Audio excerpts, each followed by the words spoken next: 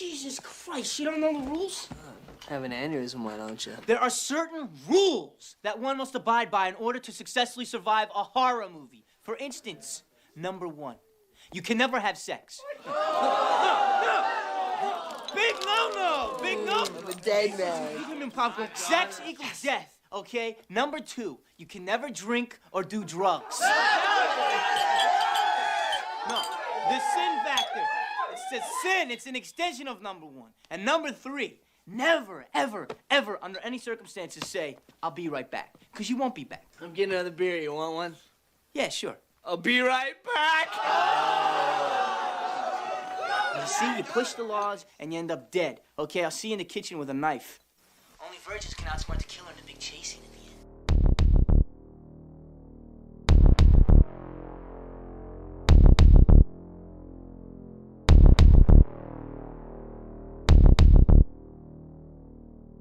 A really big fan base for Slumber Party Massacre. One, though, And hopefully nothing not else. 2, because No. we don't need to talk about 2. Have you seen the Slumber Party Massacre 2? No, I don't. Funnily enough, though, I nearly got it the other day. It's not good. No, I know, but I've heard it's not good. But I was in where were we? We went to when we had our friends up visiting, and we went to York.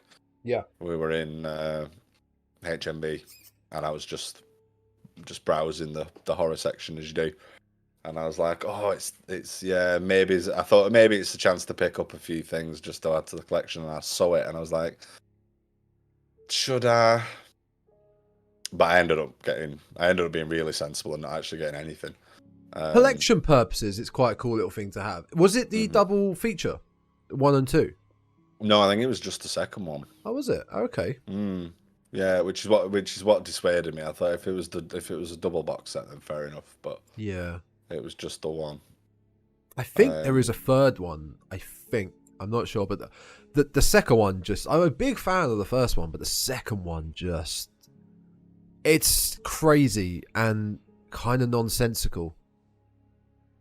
It's basically Prince. The guy looks like Prince with a guitar with a drill on the end, and is kind of a supernatural being, I think, from what I remember. I've only seen it once, and that's enough. Am I right in thinking that the drill is like it's really phallic?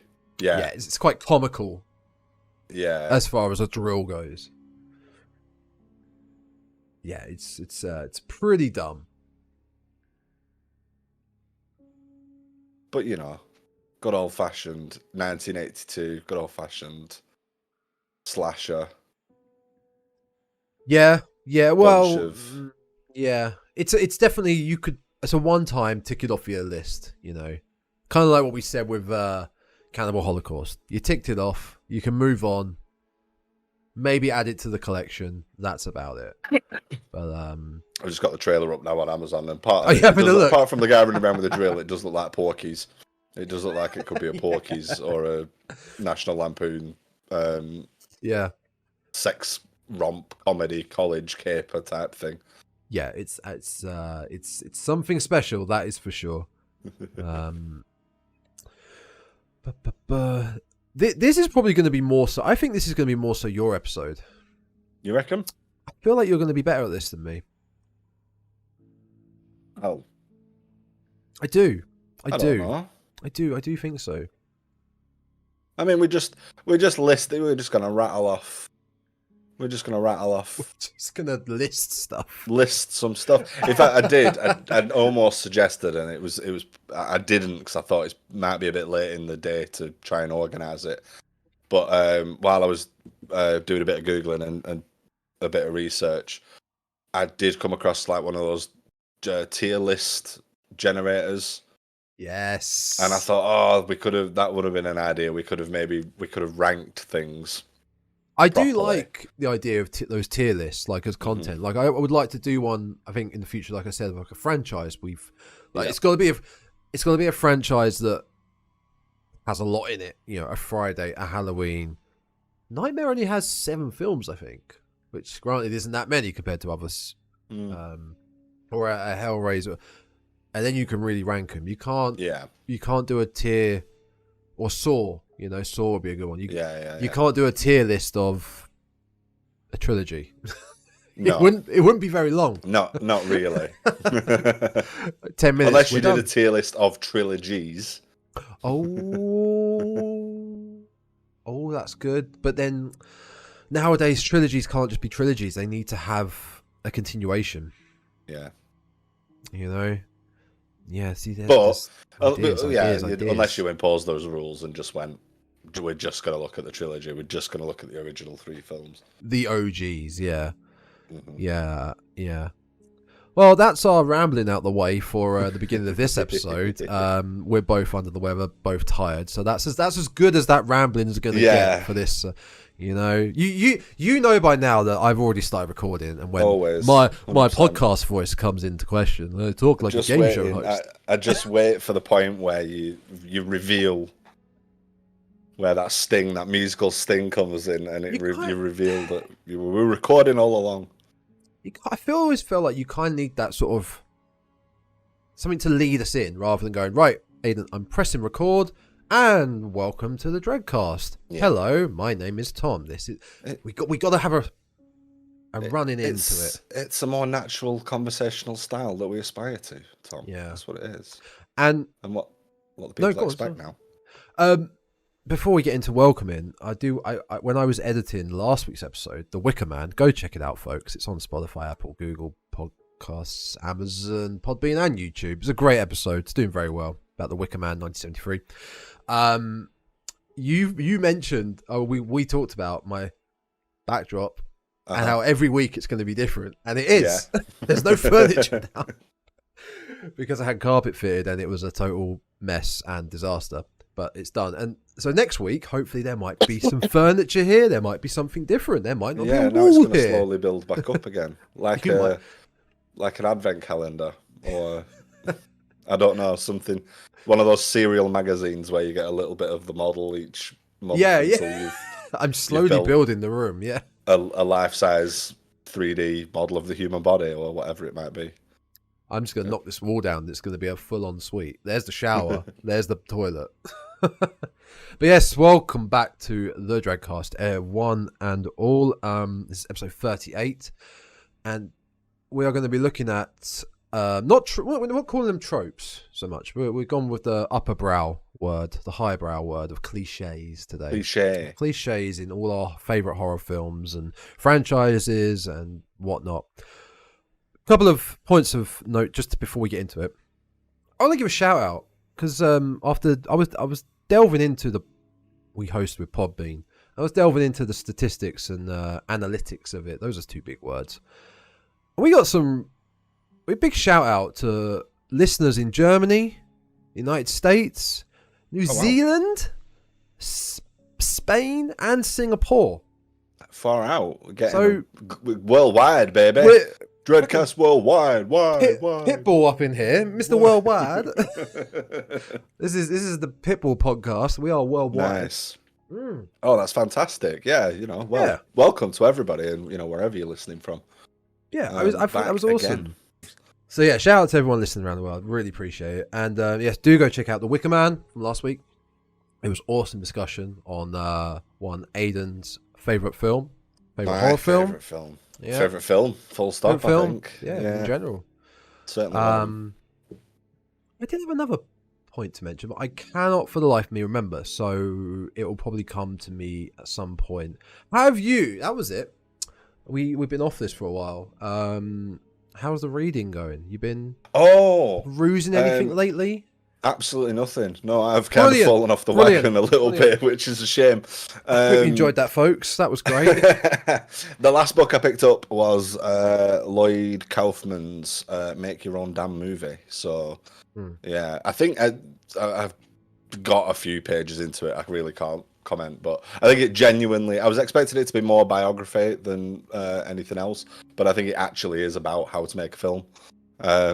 So I think it'll make for an interesting read anyway. But obviously, I'm a big Trauma fan. So yeah, there's lots of references to obviously their films and how they've become the sort of success that they are, given its schlocky You're telling gory me, yeah. B movie nastiness. It's a shame you weren't with us for the Mother's Day review. Mm, That film's wild. it is wild. I watched it recently. Yeah. Oh, not wait. Mother's Day was recently. Did you watch it on Mother's Day?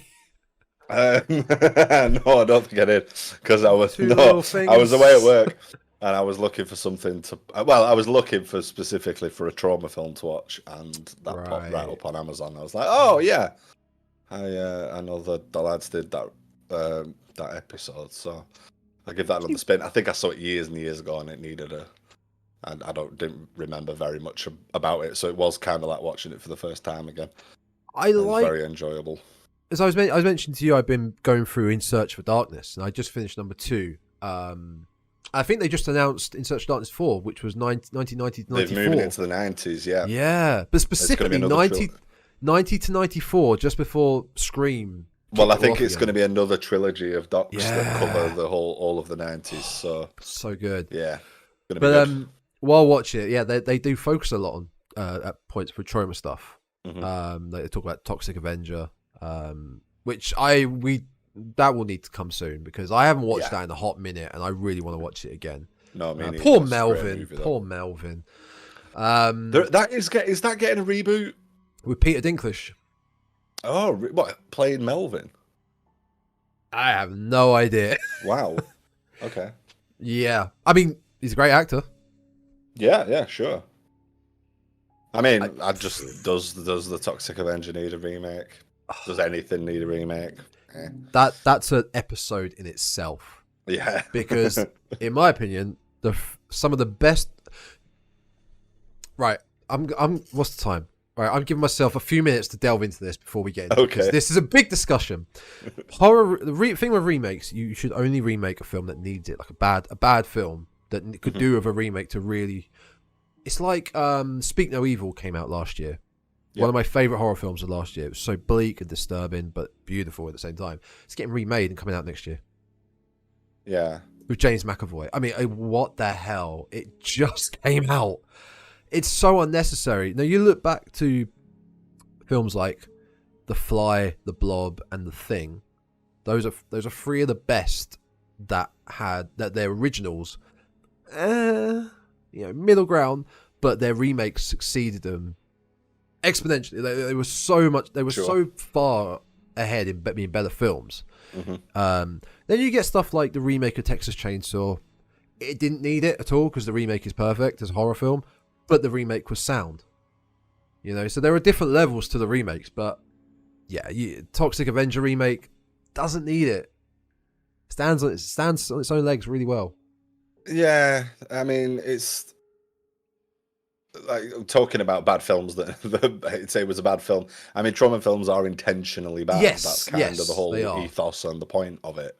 So yeah, it doesn't need. I certainly don't want to see it done well with good effects and things like that because that'll lose all the charm of it. And neither do I need to see another schlocky version of the same story because we've got the original. But hey ho, we'll see. Modern audiences. I suppose it's got to actually materialize first because I got a feeling that rumor has been circulating for quite a while. Yeah, I don't actually know if it's in production. No, me neither. I might just have a quick look and see. Yeah. It's similar to like the the big film rumors that I've been going for like maybe a decade. Like there was the Metal Gear Solid movie that's been in the works for 10 years or whatever apparently, or the Akira live action Akira movie that was originally slated to have Zac Efron in it. It's never seen the light of day. Oh, there was also they were going to remake The Raid with Chris Hemsworth. Oh yeah. Why? I mean, a lot of the time it's that, isn't it? It's because it's a foreign film and that's exactly it. They want to do a Hollywood version. Yeah. It's lazy. No, I don't know. There was an article from last year, May last year, Yeah. talking about it being released last year sometime, and we've not seen anything else of it yet. So who knows? It's off the radar again for the meantime. Yeah. But yeah, I'm not.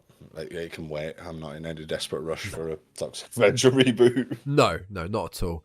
On the last point, I did just remember. I want to bring it up. I'm trying to remember to bring it at the beginning of every episode that what we've got coming up on the podcast and the channel, because fair enough, I have it with my own podcasts I listen to. Sometimes you don't listen all the way, so we'll get it. We'll grab you now before you leave. What we have a plethora of We've been busy. Gorgeous stuff coming up on the podcast soon in the next few weeks. Evil Dead Rise. Why would that not be next? It's looking fantastic. I'm stoked really for it. to that. And I've not heard a bad thing about it so far. Nope. I tend not to go by reviews or Rotten Tomatoes. I just sort of word of mouth. And yeah, I'm stoked for it. I'm hoping it's not one of those cases where you get so excited and it's like, I don't know. My timeline for the last week and a half has been nothing on various social media. Has been nothing but Evil Dead Rise, and if it's not, obviously I follow like directors and cast members and stuff like that. But then just a lot of people are sharing it, retweeting it, fan art I'm seeing, and there's all sorts of stuff. People are really hyped for it, and I think it's gonna be. I think it's deserved hype. I think it's gonna be good. If it knocks it out of the park, it's still keeping the tradition of not a single bad Evil Dead film. And that is a rare thing for a horror franchise. So we got Evil Dead Rise coming next. Straight after that, the week after that, we are going to be looking at the first in... Oh my God, I fuck this up all the time with my Italian directors. It's Fulci, isn't it? It's Fulci. I get Fulci, Deodato, and Argento always mixed up. I don't know why. The first of Fulci's trilogy, Gates of Hell trilogy, City of the Living Dead. Have you seen City of the Living Dead? Again, may have seen it many years ago. Almost watched it again. Not that long ago. I bet if I went on Amazon now, there's maybe 5 minutes into it, and then I decided where you started. And I decided that I couldn't be bothered because I've got a very strong suspicion that I did think, oh yeah, I'll watch that, and then for whatever reason changed my mind. It might have even been the night I ended up watching Mother's Day. When I think I did it because I think I did about 3 or 4 films and couldn't quite settle and was like, no, this is not. So I was just trying to find that perfect thing I was in the mood for, you know. Yeah, there is there's a 4K edition out, and it's only £9 on Amazon, so I'm probably going to pick that up before we watch it, because I quite like to see that with some special features. In fact, while I look now, VHS tape of City of the Living Dead, Vipco's Vault for 20 quid, VHS. Oh, wow. But yeah, City of the Living Dead, first in the Gates of Hell trilogy, after Evil Dead Rise. Then we're going to be moving on to a little indie film that came out. I believe it did come out this year, because we looked at the trailer at the beginning of the year, it was the beginning of the year when you joined the podcast. The Outwaters, nice little found footage horror film, which I don't really have any idea about. I just know it's meant to be quite gruesome, especially what the trailers looked like. Apart from that trailer, I haven't really seen anything else about it since. Yeah. I'm gonna have to, hunt down some way of watching that. I'm sure we can find some sort of means of watching that legally. Of course. Oh crap! Above board. Yes. I'm going to go down to my local video store and purchase a copy of The Outwaters, which I'm sure there is not a single the physical copy of that in the world. So yes, after The Outwaters, we'll then be looking in. See, look, we've got some plans. We're then going to be looking into a film that I am so glad you picked.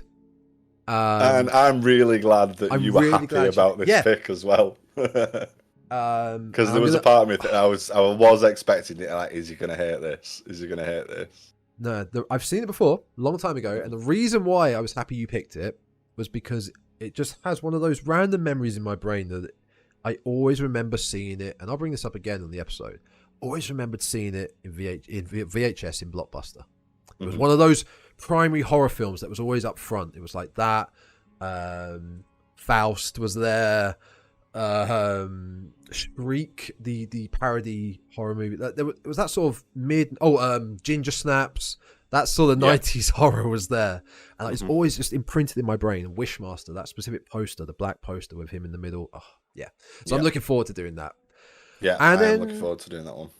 After Wishmaster, we will be doing another topic episode, discussion episode like this one. We haven't decided what yet. We may do, I don't know, a trilogy and get it done in 15 minutes. So just whip it out. Just get it done, you know? I shouldn't say whip it out on here. That sounds wrong. No. Whip it Anyway. out and get it done. Just whip it out. We're just going to whip it out and get it done. 15 minutes, you know? So actually, we're going to long it out then, truth be fair, if it's 15 minutes. So, Evil Dead Rise. Moving swiftly on. Evil Dead Rise, City of the Living Dead, Outwaters, Wishmaster, and whatever we can think of for the month of May. Yeah, I mean, any ideas on any topics, general topics we could cover? Feel free to drop in the feedback sections, the comment sections, or get at us on social media. I'm sure Which are right there. we can we'll cobble something together otherwise. But if you guys have got any ideas of broad strokes, general horror topics, this is not a this will be a general topic episode, not a specific film we cover. Mhm. But yeah, any ideas, let us know. Hit us up. As far as, again, before we get into it, as far as the social media, we do have the Instagram, the official Instagram, at The Dreadcast.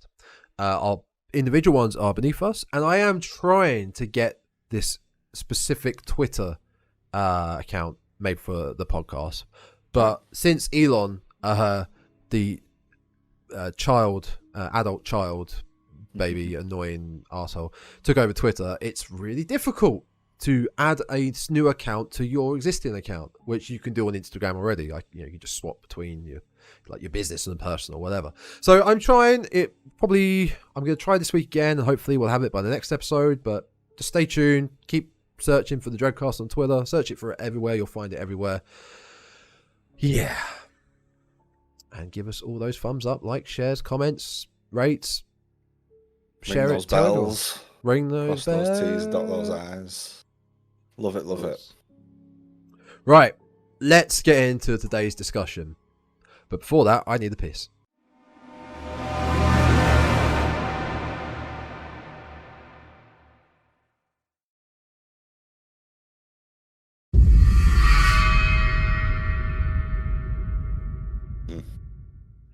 Agreed, Right, agreed. righty ho.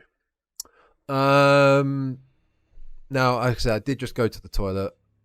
I went. Sorry, folks, and that's a bit too much information. I did wash my hands, and all's good. Boy. I did look up into the mirror, and everything was safe. Everything Sound. was safe. Now, why did I bring this up? Is that a lead into your Ooh. first horror Seg- trope, Tom? Segue. Nice. Segue. Neat. Smooth as butter segue. Yeah. So my first horror trope is about having sex in horror films, basically. So no, I mean, I In think front of the mirror. how else? Don't we all have mirrors on our ceilings? Yeah. Do we not all have eyes? Yeah, we briefly discussed about, I don't know, maybe we go back and forth or whatnot, but we probably got the same stuff, so we'll just... Well, if the bathroom mirror reveal is number one on your list, the bathroom mirror reveal is also number one on my list. I wouldn't say it's number one. I wouldn't say I've ranked them or listed them. They're Right, just right. bullet pointed. But it's close to the top. The closing the mirror to a jump scare, and I think the one we also discussed that these cliches we're going to be discussing back and forth. We're not going to be pinpointing every scene and every movie that they're all featured in because No. it's too much work. I mean, some of them are. It's a lot. Yeah. We'll just need to say what they are, and you'll all go, Yeah. oh yeah, and we'll all have several examples. Some of them are that prevalent that they even transcend horror, and they've become a meme and a joke in other genres. Yeah. There's one in particular that I've got where I found examples from comedies and sitcoms right the way up, Really? horror films, but all the way through to sitcoms as well. It's that much of a like I say, it's just a meme at this point. It's that prevalent. I will say, like, before I get into that one, horror really is, I would say, the main film genre. It focuses on and uses its cliches. Like, it's because we've managed to get this list, and as you scour through the internet, I was looking for research, not trying to steal other people's work, but horror tropes / cliches is a thing. You don't get. Huge. Huge. Yeah, action films, rom-coms do. This is the main genre that really has them and utilizes them, and especially I would have thought in the 70s and 80s, where some of these were just key, key to the fact that, like you said, we're not going to mention the films. They were just. It was like a checklist. It's just yeah. We have to get this in the film. You've got that. Yeah, well done. You've made a horror film. Yeah. The one film that came to mind though with the closing of the mirror to leading to a jump scare was American Werewolf in London. I don't know if you had that with Jack suddenly appearing. Yeah. Mm-hmm. I think that's one of the best examples. It is. It is. Yeah. Because particularly for that film in particular, it was really unexpected. Because it's not normally that occurs in like ghost films and haunting films, slashers and stuff, I guess. Yeah. Not expect it. You wouldn't really expect it in a werewolf movie. And is that the No. first time he appears? It's not the first time he appears, is it? No, because he's a lot more decayed at that point. Yeah. I think the first time is when it is in the hospital bed. Yeah. Right, it is. I only watched this recently as well. His face is very. You can still see the scars and stuff. Yeah. The slash marks and stuff. Well, I think that is one of the better examples of it. But yeah, I mean, it does. It just appears. It does appear a lot. What did I have as a bad example? Oh, I mean, there's a bad, not a specific bad example, but when it doesn't work is when it's a fake out. When it's your sister or somebody's, you know what I mean? It's not the villain. It's not the spook. It's not the monster. When they use the bathroom mirror reveal and it's a fake out, I hate that. Like, don't do that. Which then leads to the jump scare. Yeah, and then they turn around and it is. I think Candyman's a film that's quite prevalent for it, isn't it? Because obviously that's the whole deal. The whole way of summoning him is through mirrors. So there's quite a lot there. That's not so much just using it as a cheap jump scare. That's integral to the plot of Candyman. I also got the Shining. Again, not so much a jump scare, but quite integral to the plot. With it kind of ramps up really quickly there with Danny writing Red Rum to suddenly appear to be murder, and then it suddenly cuts to Jack just axing down the door. So it's like the mirror was the mirror. It's like, yeah, we were talking about the mirror causing a jump scare, but the mirror itself is kind of, I want to say a character, but it's a serious plot device. I think it's a really unique use of that sort of something horrific in the mirror trope.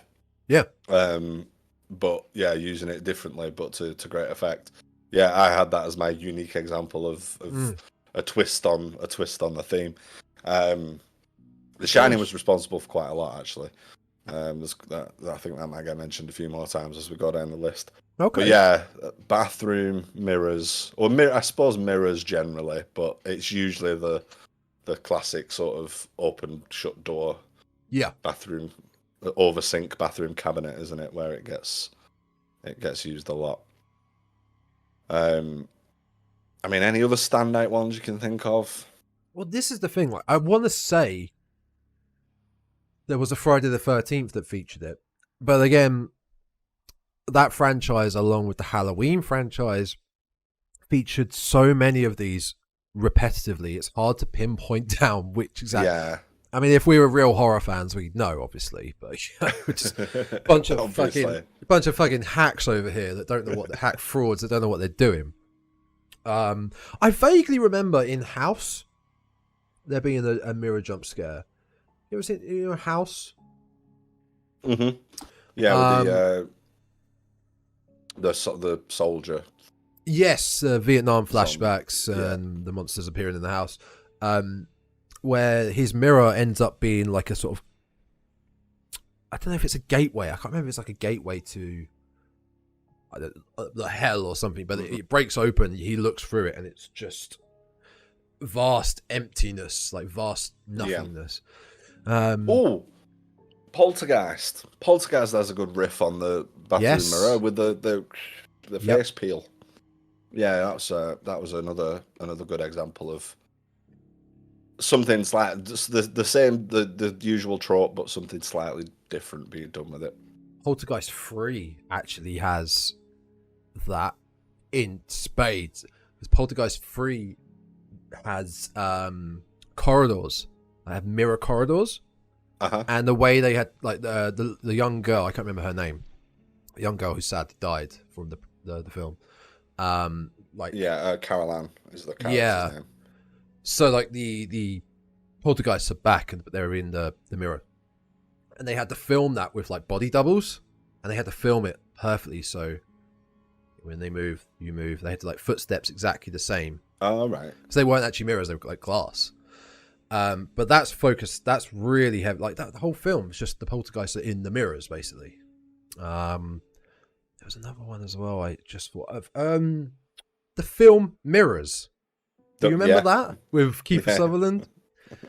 There's a scene I vaguely remember, a really horrible death of, again, It's the the- demon or whatever it is in the mirror that rips her jaw jaw rip. out. Yeah, it's gruesome.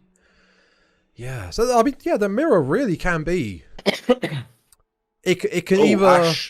Ash's reflection in Evil Dead 2, Yep. jumping out and attacking him. So it crops up a lot. Mirrors crop up a lot. Yeah, it can either People be getting attacked. used out for of the proper cliche jump scare, which I think American Werewolf is probably the key one. Close. Yeah, it's definitely my favourite. Yeah, what we're originally talking about closing the mirror and something suddenly there, to also being used as a main plot device. So yeah, I think that's definitely a key one. What would you go for next? Ooh, next. Just before we move on, Go for it. what do you like? Because I kind of tried to decide when I made my list. I kind of tried to decide whether I liked, disliked, or they could be okay with these things. So the bathroom mirror jump scare reveal, yay or nay? Neither, because I'm going to get really picky about this and say there are some of these cliches like this, and some we'll get into, that I could say I did like, but some that got completely played out over time. Yeah, This- well, I mean, you know, it's the nature but of the cliche, I guess. Exactly, but for this one, I do like it if it's done right. Mhm. Again, if the fake out is done right, I don't mind it. Mhm. In Scream 5, there is a great fake out. It's a continuous fake out of the young character Wes, he's had a shower, he's mooching around the house, and I think there's a mirror. He's in the bathroom. There's a mirror fake out there. Then there's a fake out with the fridge door opening, cameras looking that way, fridge door closes, and there's nothing there. But I think we're also, with all this, it goes hand in hand with the audio. If the audio is building up to the jump scare, and then it's a fake out, then it's a bit of a, all right, come on. Yeah. If there's no audio, and you do the mirror slam, and then suddenly it's so much more impactful, I think. Yeah. I mean, we've talked about that before in the way that Yeah. jump scares are set up, and yeah, we both kind of landed on not liking that. So yeah, I could see that. Yeah, no, I think that's a fair point. I mean, I came down on they're okay if they're done well. Yeah. they can be okay. I don't generally land on the negative of the fake outs just because it's fake out. But again, Yeah. there's going to be exceptions out there where it works. No, but next up, spooky children. Oh There's and again, it's like there's so many examples, and obviously we've got a ton of examples where the spooky child is the sort of antagonist or the horror. So we've got The Ring, The Grudge, I mean, what else is there? I've stopped. My immediately brain has shut down on those two. You're talking just antagonist or protagonist? Because obviously we could go Well, back to The I'm Shining with talking- Danny. Yeah, I as mean, well, Danny is it's kinda got obviously a spooky. spooky kid. Yeah. Yeah. No, I was thinking mainly where you've got a young child in the film and they are spooky, whether they're actually the antagonist or not. Damien. Key. I think he's a key one. I The mean, ultimate. But I mean, he's definitely. Well, is he the antagonist? It's debatable in the first film. I mean, he's the devil. I mean, yeah, but does Is he he? actually know? Apart from the knocking his mother over the balcony on the tricycle, is he actually directly responsible for a lot of like the things that go wrong there? We don't really know. Does he stop it? Well, no. No. But he's a small child. Come on, make an effort, kid. Come on. But Pull your socks up. But yeah, okay. I mean, for simplicity and for argument's sake, he's the antagonist, I guess. He's the fucking devil. I guess. How I'll much evil? concede that. How much more evil can you get than that? Well, the actual devil, that's one up, surely. Oh, the actual devil. Yeah. But I was thinking, the little girl in Mama. We seen Mama? Mama It's like is a The recent two young film. girls. Fairly recent. what It's 10 years, maybe. Wait a minute. Did you bring this up before? Did T I bring think I this have up? mentioned it before, yeah. Yeah. It's essentially a possession, well, a haunted house movie.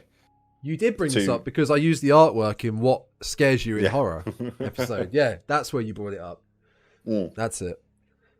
So it's, yeah, the two young girls in that, and it's the younger girl specifically, just has this like I'm a spooky child aura about her throughout the entire film, and it's not actually her that is the antagonist. There is a spectre there that's doing a bunch of stuff, but yeah, she's just this sort of like spooky kid. Also, the kid in The Possession. Have you seen The Possession about the Dybbuk box? No, but you Jeffrey watched Dean- that. You watched that recently, didn't you? Jeffrey Dean Morgan. No, not that Possession. The And I still Possession. haven't got around to watching it. Yeah. No, this was again. I want to say mid. I only looked it up earlier and I can't remember. I just say a side note for Mama. I can't. That had a $15 million budget and it made 150 million. Really? Yeah, apparently it was a Wow. box. I had never heard of it until you mentioned it, It's terrible. and Well, it's made. It's not great. It made 10 times its budget. I mean, fair play to him. That's nuts. Oh, Jessica Chastain. Yeah. Fair enough. Wow. 2012, The Possession. It's Jeffrey Dean Morgan, and he plays. I think he's separated from his wife, and they've got two young daughters, Mhm. and they go. He's got the girls at the weekends, and he takes them out, and they stop by a garage sale or something like that, and the young girl buys an antique box. Turns out to be a Jewish Dybbuk box that contains a demon that gets out and possesses her. But she's just spooky kid all the way through. There's not really. I don't recall the film being very good, but yeah, Those are it's some shots from the film. Wow. when you just look it up. leaning in. Yeah. One that came up into my mind is Village of the Damned, Yep, classic. which, annoyingly, being a huge Simpsons fan, I just think of "We know all your secrets." Your secrets. Yeah, but those are great. I think it's good. If it's done well, good creatively to you do an evil Mhm. kid, because in your mind, little kids, they can be cute, playful. You turn them the opposite of that, pure evil. You're almost like It's playing on that, isn't it? I suppose it's that notion of innocence and yeah, but purity also and goodness. to defend yourself against a child, whether or not they're evil, is a lot harder. I would have thought physically to defend yourself against an adult that is attacking you in some sort of evil presence, because you know what I mean. It's quite hard to beat the shit out of Damien when he's a kid. It doesn't look right. That'd be really easy. What do you mean? You just kick him. Like, Yeah. but it doesn't look right. Okay, it doesn't look okay. He was possessed, Your Honor. Yeah, he was asking for it. Well, yeah, you'd have that hesitation, that reservation. I guess is what I guess that's where you're coming from. That's what you mean. Yeah, Because yeah, a physically, little I bit. reckon you could take a small child, Tom. I have faith in you. I'll give it a shot. I'll give it a shot. But I think, yeah, not being able to, in theory, defend yourself apart from run, be scared, not know how to handle it, that adds to the creepiness of them, to the scare factor of them. Yeah, I Again, mean, is done it well. just something that we got a plethora? It might just be that we got a plethora in a short time frame that really put me off. Yeah, Because quite I mean, possibly. it's been a long running thing. Obviously, Village of the Damned, Children of the Corn. Yes, of course, it's in the title. Yeah. trying The to- Omen. I mean, you know, the Danny in The Shining. There's a bunch of spooky children throughout horror cinema, but I'm feeling like because I don't particularly like it. It got annoying for me. Maybe there was like a glut of these sorts of films with a spooky kid.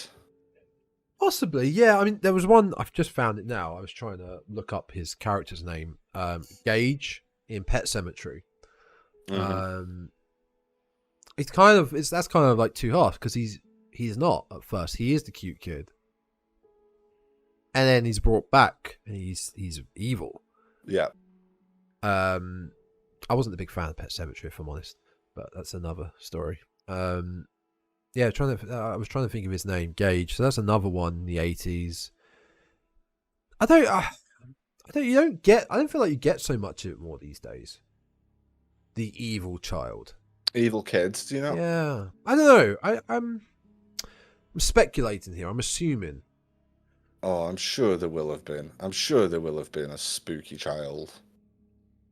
Feel like Dolls took over, and that's another one. The doll, or the mannequin, the sort of Annabelle, whatever, I can't remember what that doll's called. That kind of doll, Megan, you know that sort of thing, Yeah, rather than the like kid. porcelain. Yes, The porcelain yeah. doll. Marionette. Yeah, doll. I guess That's so. it, marionette doll. A Ventriloquist lot. dummies. Do you know? It's unfortunate, but a lot of these cliches you really could tie it up to, if done well, then they're good. I mean, yeah, you can. I suppose. But well, yeah, you can. But I'd argue that some of them are just done to death.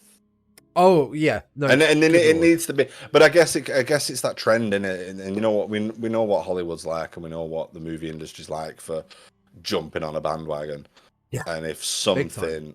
something works, there's a hit. If a hit film's got a spooky kid, then the next 20 films coming out are gonna have spooky kids in them. Yeah. If there's a scary doll, then we're gonna get a glut of scary. Well, these days it's more like we're gonna get a glut of that same scary doll again and again and again and again. Yep. But yeah, I mean that's how they become cliches, isn't it? Because everybody sees a good idea and jumps on it and tries to replicate it.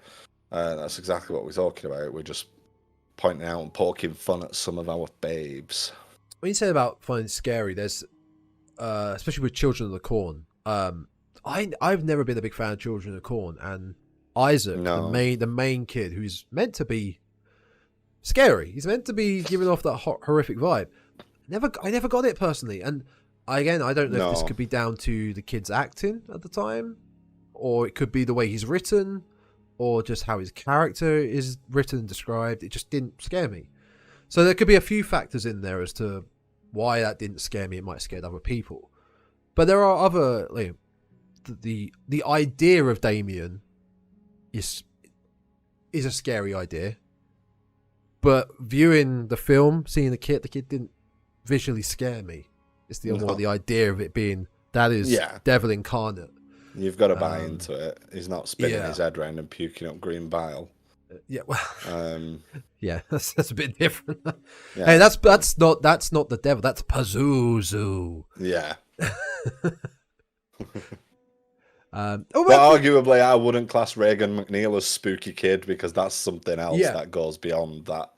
You know, I'm not. It's not just like swinging on a swing and like slowly sort of turning around and looking and just being generally creepy or moody. A lot of them just come across as moody. I think, like little moody kids. yeah, I think kids doing kids things, but in an evil way, is the scarier point. So you mentioned The Grudge. The little boy, I can't remember, begins with T. Toshi. Yeah, I can't remember his name. Sorry. Toshiro. Yeah, he's creepy. The sisters in The Shining. Very simplistic. It's a great jump scare, quote unquote, kind of a jump scare as Danny goes around because you don't see it coming, literally. you had no idea they were going to be there. But they're just simply standing there going, come play with us. It's very out, yeah, they're very out of place. It's very sinister. It's Although what they're doing is not, yeah. It's the context, isn't it? That's what. Yes. Yeah, That's they're what not exactly doing what it anything is. out of the ordinary, but it's the context in which they're doing it that's creepy as hell. Oh, and one more I just remembered. The Orphan. Oh, The yeah. young girl in okay. that. I think she Good was. shout. Haven't seen that in a long time, but I know the prequel or sequel came out. Oh, this is awful, isn't it? This is awful. Yeah, she was really good at it. Orphan First Kill. There we go. It is. Yeah, it was prequel. Prequel, yes, which is quite hard to do when it's the same actress, I believe. Yeah. But yeah. Young evil children kids in horror. What do we think? Yeah. If the overplayed. context, yeah, It can be good, but it's played out. I want to see some scary adults. scary adults. Oh, that's never been done before. No, I know. You know what I mean, though. Yeah, Yeah. I think sometimes it just feels a little bit shoehorned in, yeah. and yeah. I wanna over it. tap onto that as well with creepy dolls as well. I think that's to me that's the same sort of ballpark. It doesn't. I believe we talked about this with Chucky, and rewatching that gave me a new enjoyment for that film. But they don't do it for me, and I think that got played to death of the evil doll. If you've seen one evil doll, you've probably seen them all near enough. Yeah, bar a few differences, but yeah, not for me. Right. I'm gonna go on to one now. Do you know what? I'm not even going to go with the whole have sex and die. It's too much of the obvious.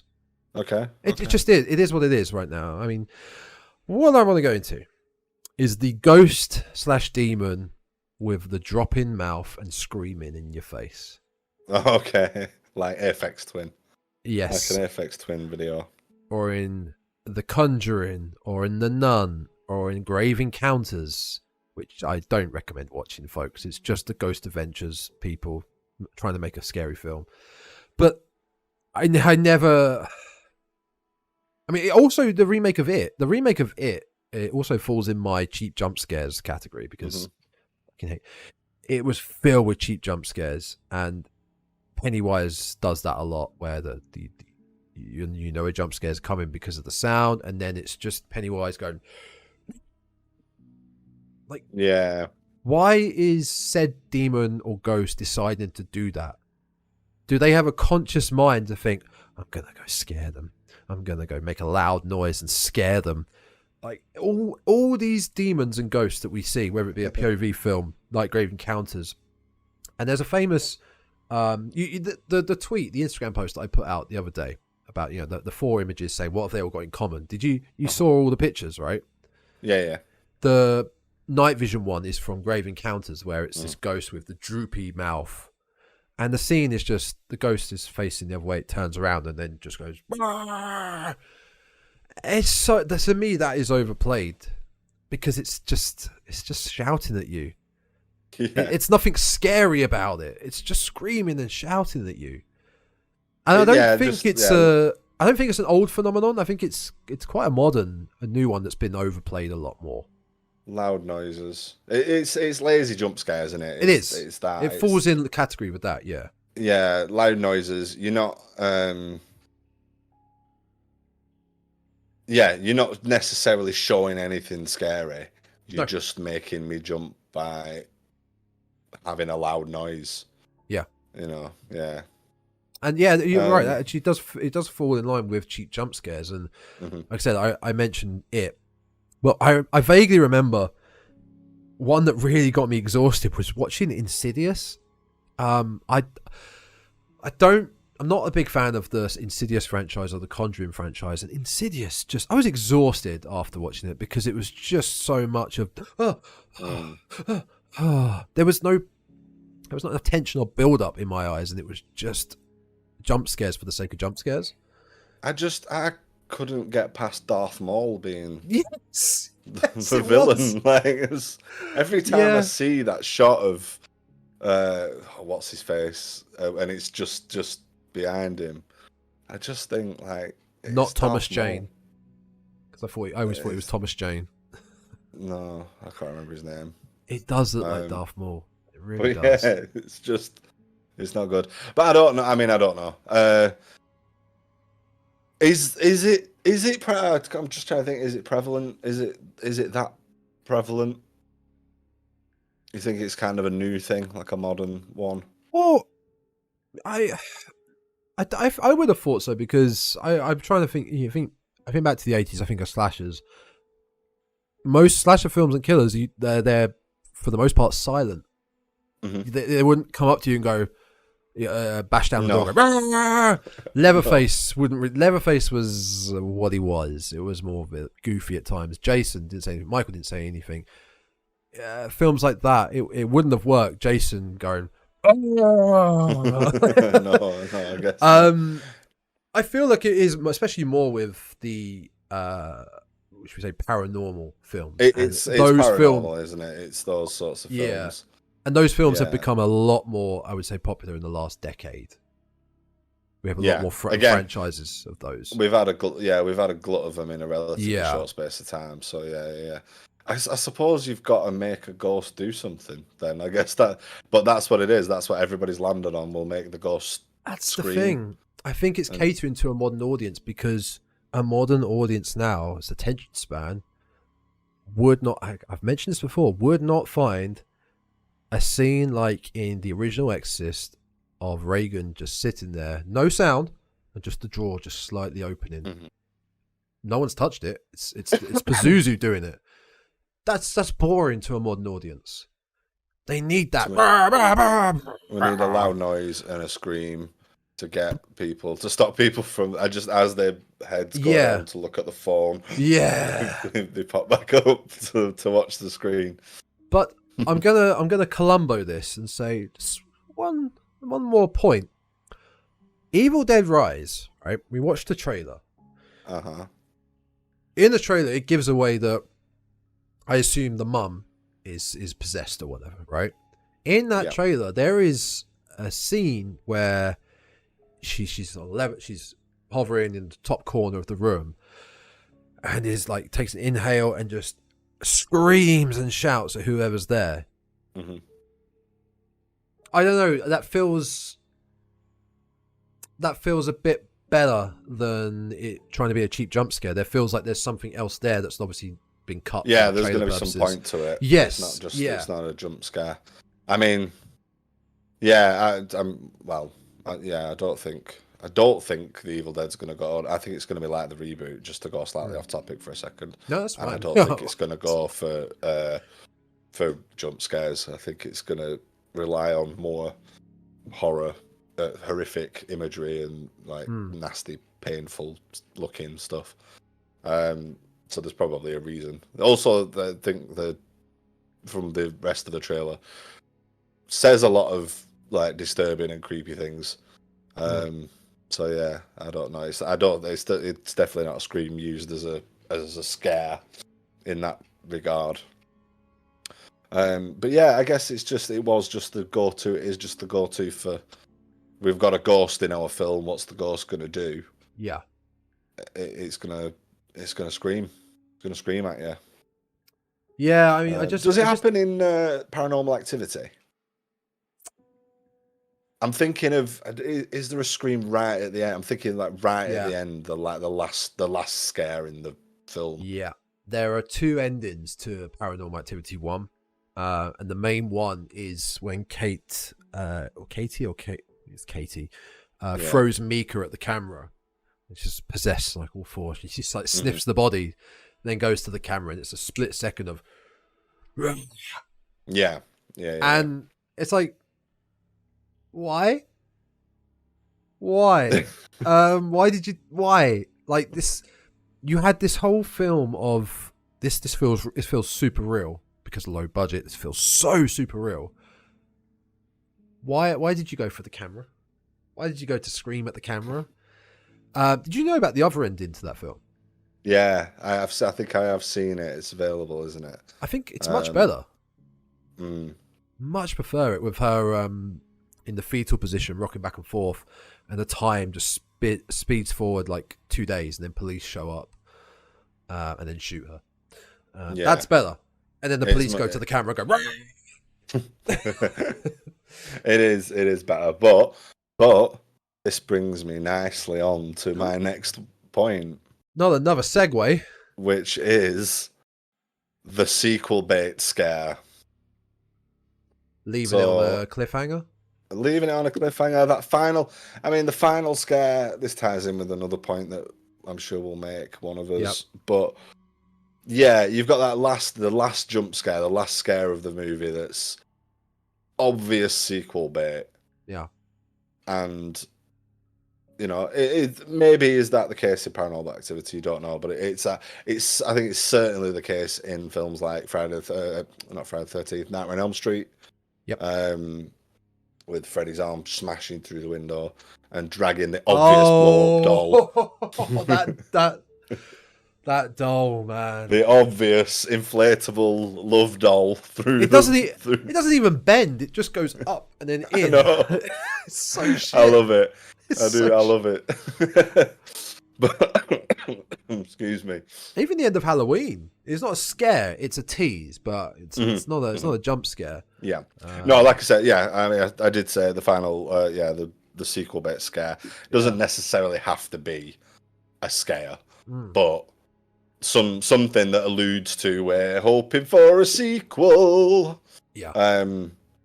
Which I think is maybe a trope of, or a cliche of cinema generally, particularly in today's multi-world expanded universe, multi-film franchise that everything aspires to be.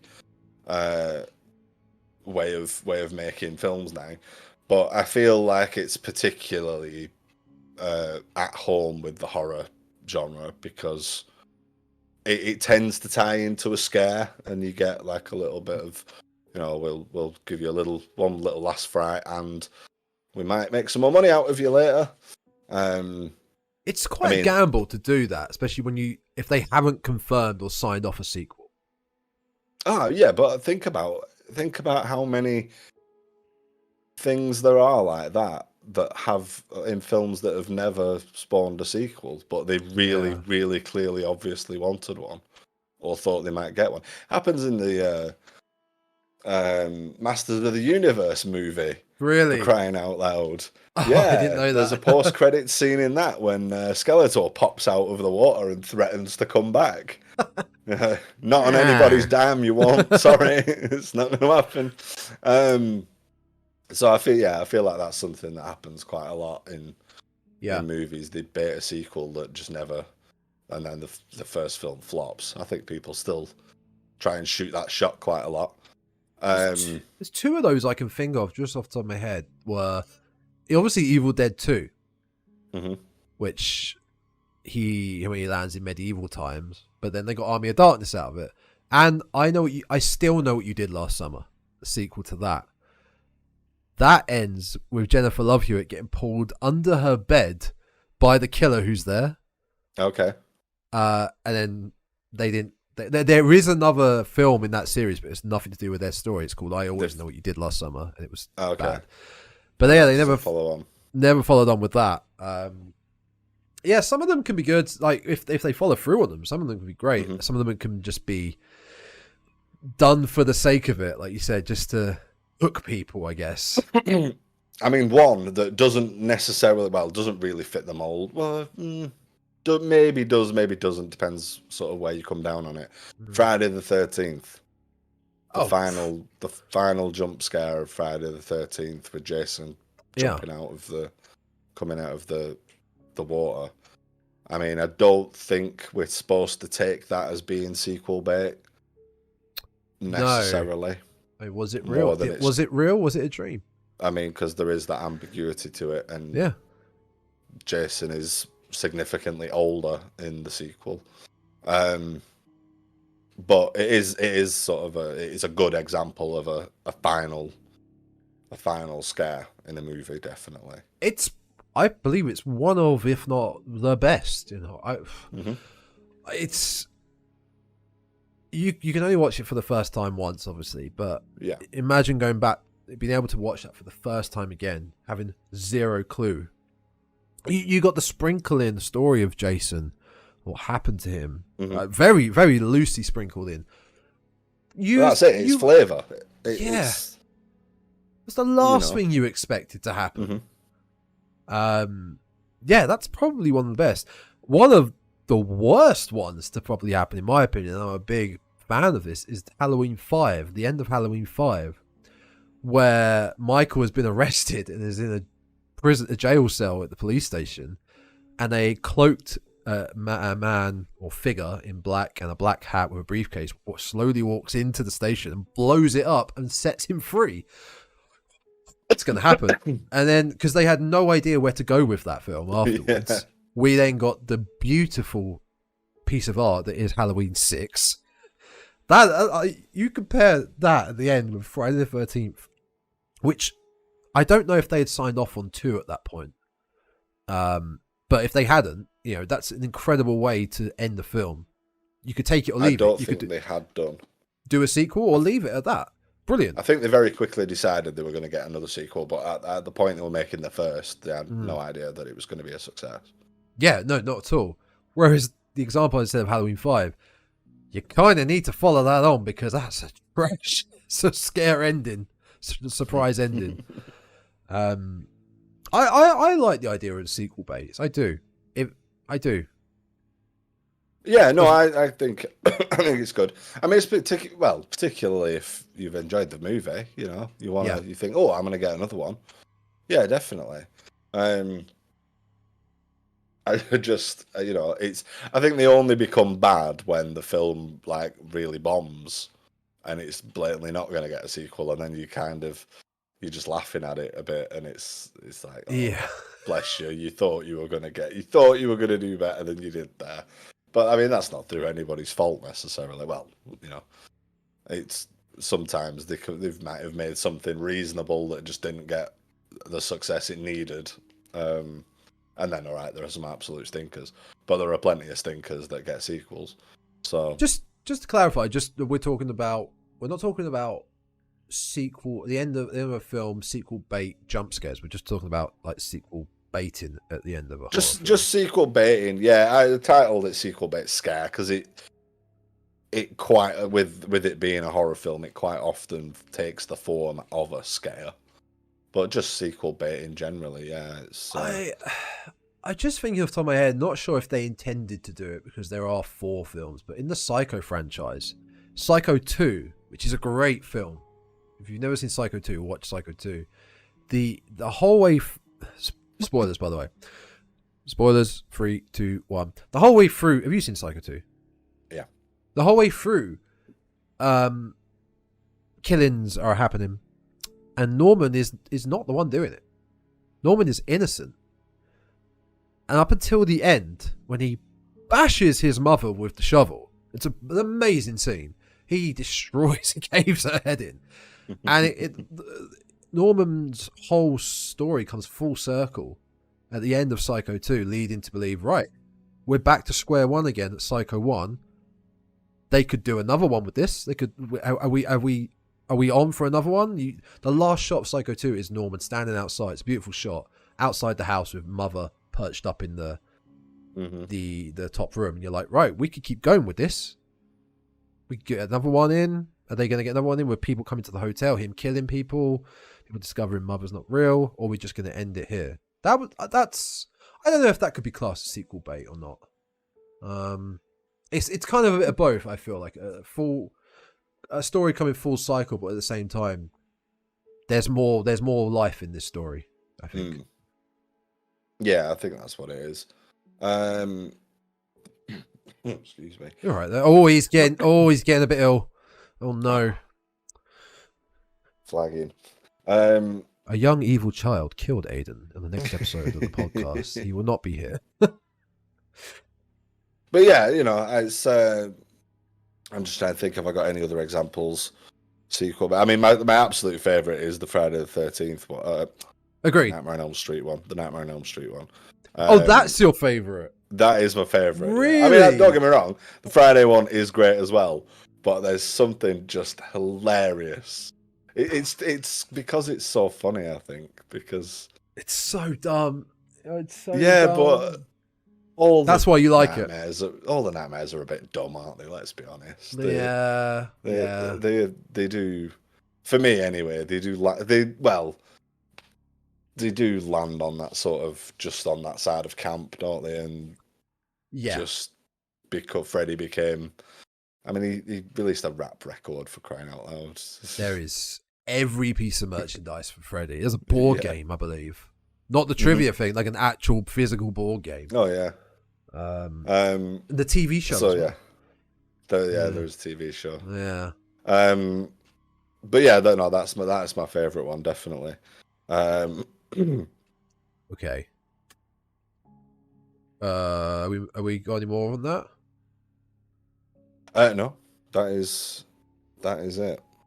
I want to go with the crazy guy at the gas station, or the local tenured elder, just walking around the little outskirts village town, telling you, "Don't go down that road. No, I'll go down that road. I will go up there." So Crazy Ralph. Crazy Ralph is the best. Yep. Is the absolute cream of the crop. Yep.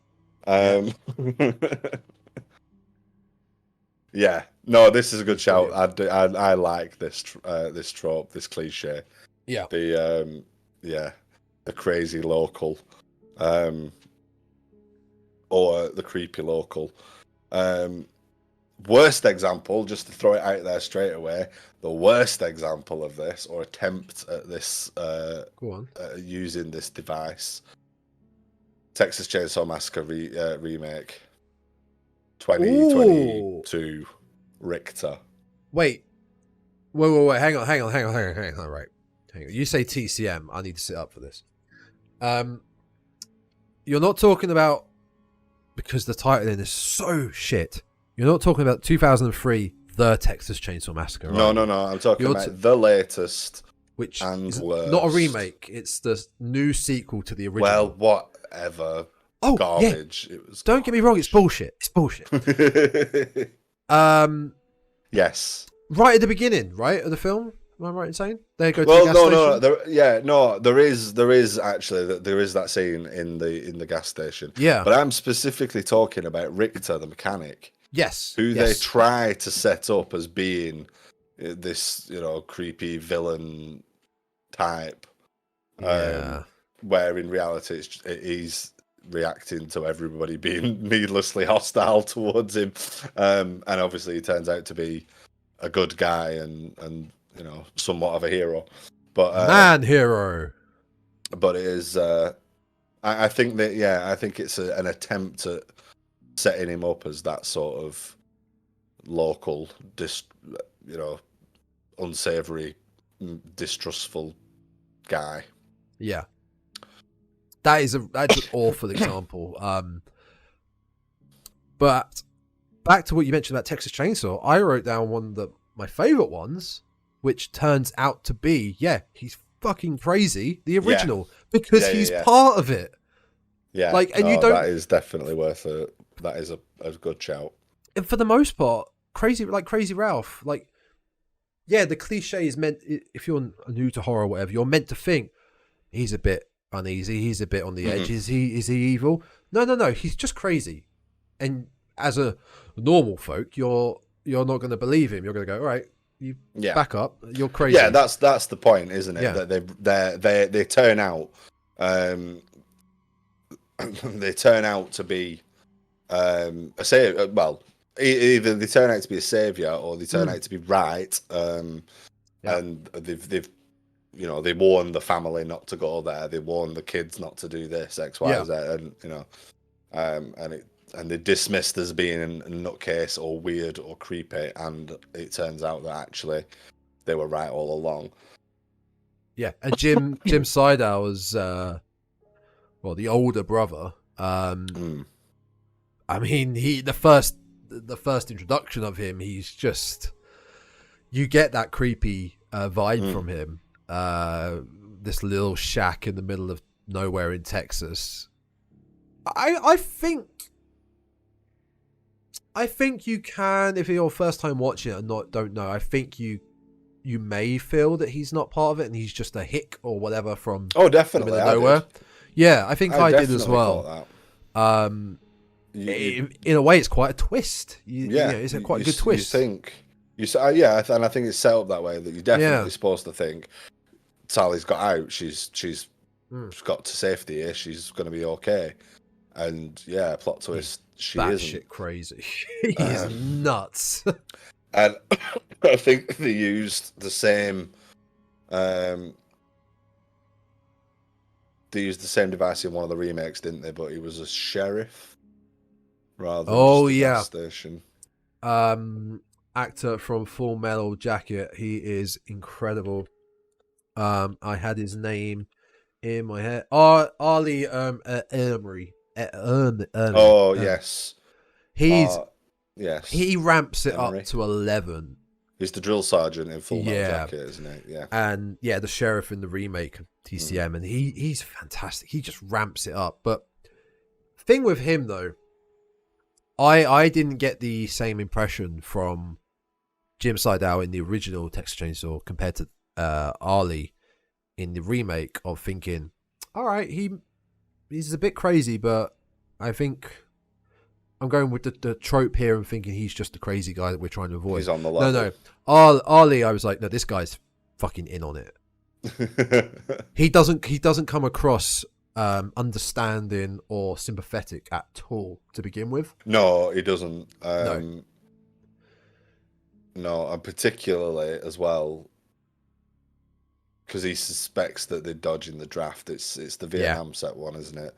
And he goes hard on them. He's very hostile and towards them straight off the bat. He's certainly not portrayed as likable in any way, shape, or form. The other guy I had in mind was back to Pet Sematary. I can't remember his name. The old guy in Pet Sematary, but his acting and his writing, it comes across a bit like the crazy old man trying to warn people not to do something. But he's actually quite a pivotal role in the film, rather than a one-off crazy old man character in the first act that then gets bumped off. No, he's actually part of it. They actually included him as a main character in the film itself. Whereas Crazy Ralph, he's introduced crazy and then gets bumped off eventually.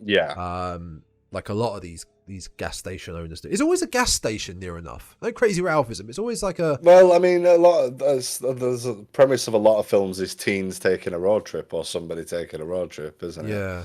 I think the twist in Cabin in the Woods is that he's definitely in on it. He radios through, he's a checkpoint and what have you.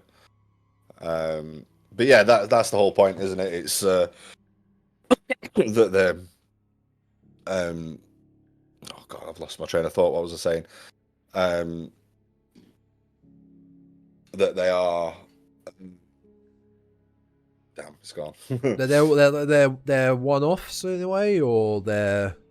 Oh no, sorry. It's a road trip. It's a road trip. Yeah. And Yeah, so it's just a convenient. It's either a little convenience store or it's a gas station or some combination of the two, isn't it? Yeah. But I think that's because the premise, the setup for so many horror films is a road trip. That's what I was driving at. Yeah, I was kind of expecting it in X because the first half of X to me is like a homage to TCM, that sort of film. And they're at a gas station or a convenience store. I think it's a bit of both. And there's nothing obscure or crazy about it. It's just a normal. They didn't include that sort of homage there. No, but I don't. Nice. I don't think it really would have worked. No. There because what they went into was so unexpected. Yeah, like, X is such a unique antagonist and situation that. Yeah, it'd have been odd to have sort of a don't go down that road kind of setup or whatever. Would have been very out of place and strange, wouldn't it? Don't go down that road. I feel I like that impression. But how does Crazy Ralph? Does he gets garroted? Does he? He does get garroted down the tree. Yeah. Around the tree, which it does beg the question, like, why is he anywhere near danger if he's convinced that everybody that's around that area is going to be in danger? It does. This, I mean, they don't call him Crazy Ralph for nothing, but it is very strange that he's sort of anywhere in the danger zone. Yeah, just leave. You have a bike. Leave. Oh, I do like Crazy Ralph, though. He's still the best one. As much as you like Crazy Ralph, I don't think it's been an overplayed cliche for a long time. I think it was overplayed, obviously. Mm-hmm. I don't think it's so much anymore like you just said, X, they didn't go for it. Yeah, well, maybe we haven't had those kind of road movies. That if we had that sort of set, because like I say, it'd be odd to put one into a haunted house movie. Well, no, it wouldn't necessarily, because you'd have somebody saying, "Oh, you've moved into the old Jenkins place." But what have we had? It really does require it to be a road movie. You have to stop on the way to somewhere that's evil. Yeah. Mm-hmm. Yeah, it certainly works best. So have we just had an absence of those? I mean, there was X. X definitely fits into that mold, but it's such a unique thing that, like you say, maybe wasn't warranted. We might have had like it's for the most part, reboots, sequels, rather than something fresh that includes the old cliche of that. I mean, Barbarian. Barbarian I did note down for something else, actually, but Barbarian... It's not really. It's somebody going to a sort of strange place, but it's not the same thing. It's not the homeless guy in Barbarian. Yes, I guess he sort of fits that role. Yeah, the knowledgeable local. Because I guess that's the alternative, isn't it? Crazy guy, local nut job, knowledgeable local. I suppose it's the other side of the coin, or however they want to be portrayed. Yeah, I guess it doesn't have to be the crazy old guy at a gas station. It's just someone who is, I guess, horrifically passionate about trying to stop people going towards whatever evil, trying to warn you, but coming across so intense and crazy, and like it's a bit much to handle. Which they would, really. Yeah, I mean, nobody because you don't expect to run into a family of actual cannibals. So if anybody was passionately warning you about it at a petrol station, you'd definitely do your best to pay and get out of there as quick as possible, wouldn't you? Really, down the BP garage, someone going, "Don't go down there." Just get petrol here, mate. Can you leave me alone, please? Like, I think I like it. I like it in the nostalgia sense for the cheesy films of the 80s. I like that. And especially the twist one of TCM. Yeah. I think that works very well. But yeah, like I say, it does feel like we haven't had it for a while, and I do think it's probably because we haven't had the right sort of setup or premise for a horror film to use it. Yeah, I think you're which right. is a shame. Bring back Crazy Ralph, or Bring back Crazy Ralph. one of his equally crazy cousins. We need it. We need a new cheesy slasher franchise where every film has a crazy person telling people not to go somewhere. Basically, And they're all possibly related. all possibly related. Yes, exactly. Okay. Any more on creepy gas No, station on the creepy. attendants? No more on that. No.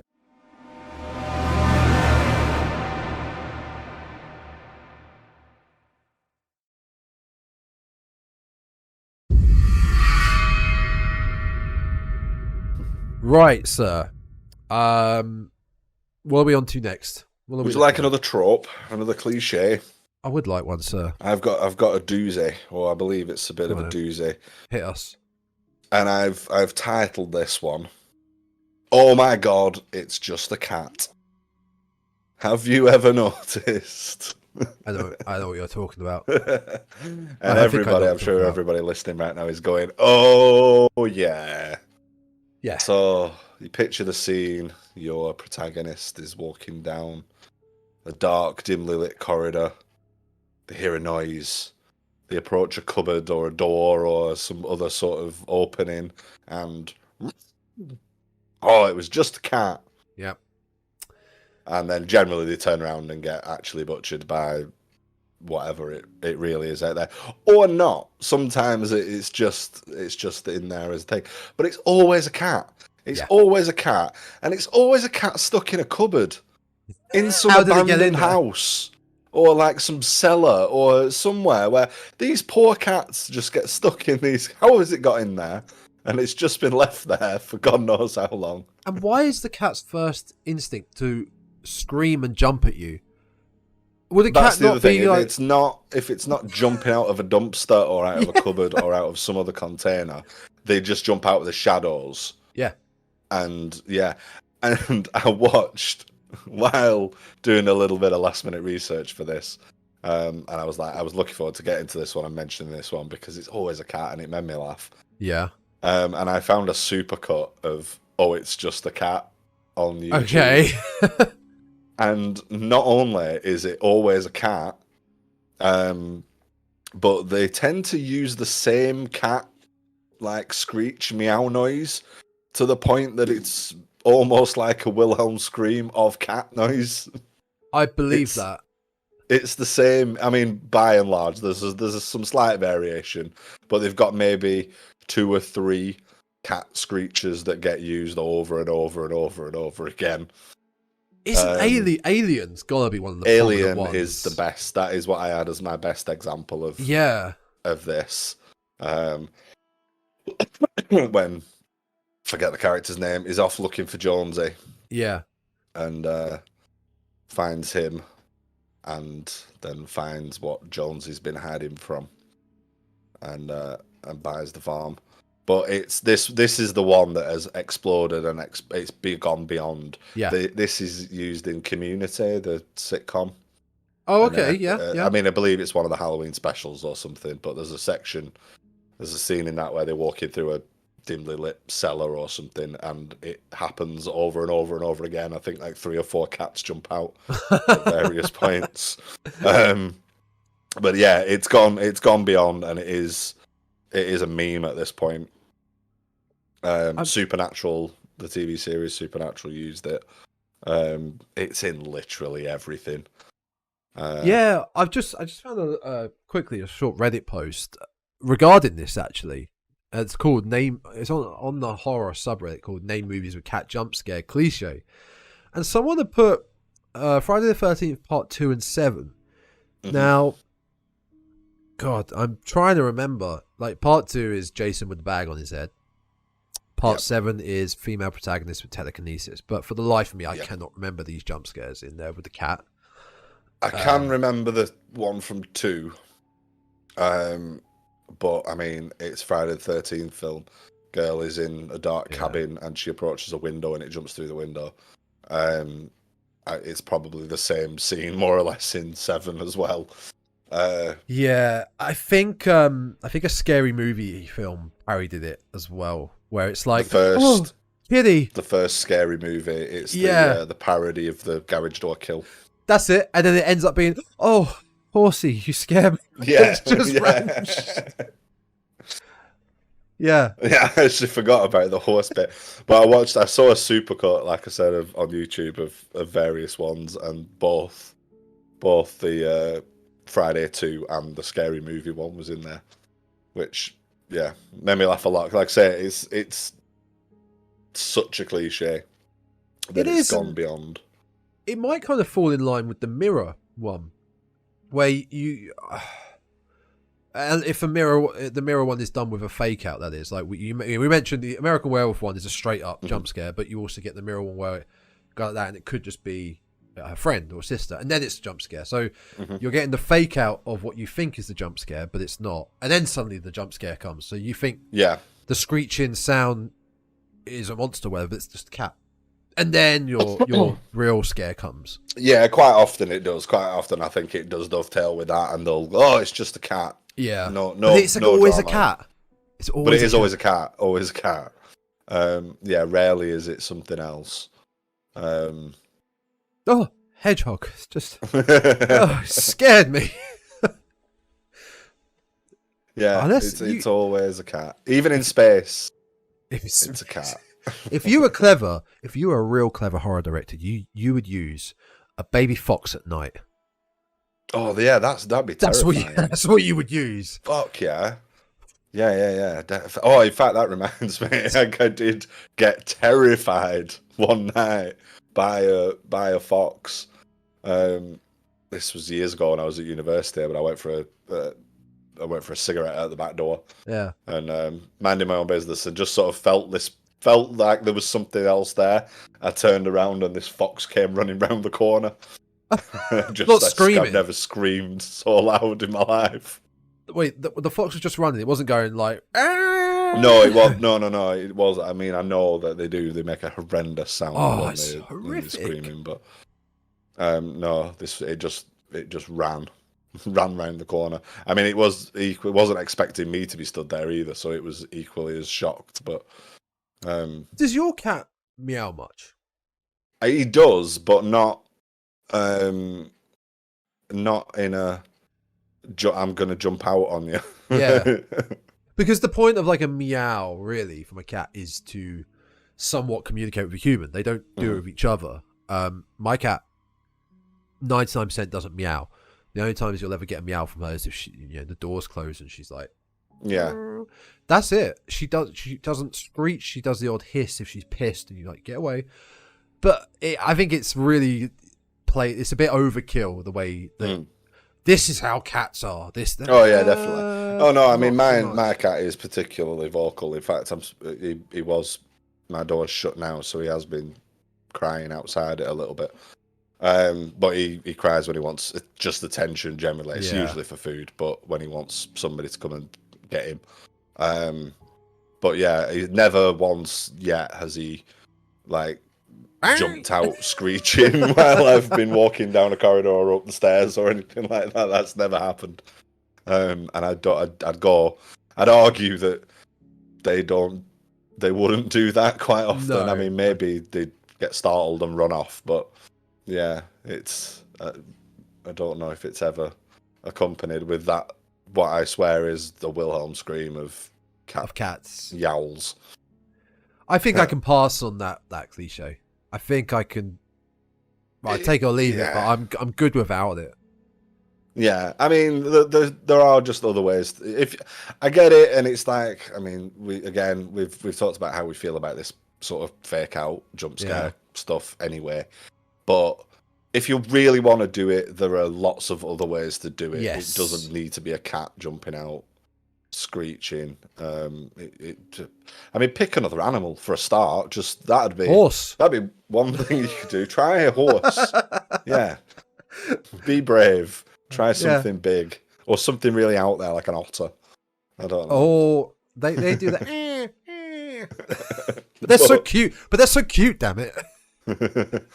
But yeah, it's always a cat, and It is.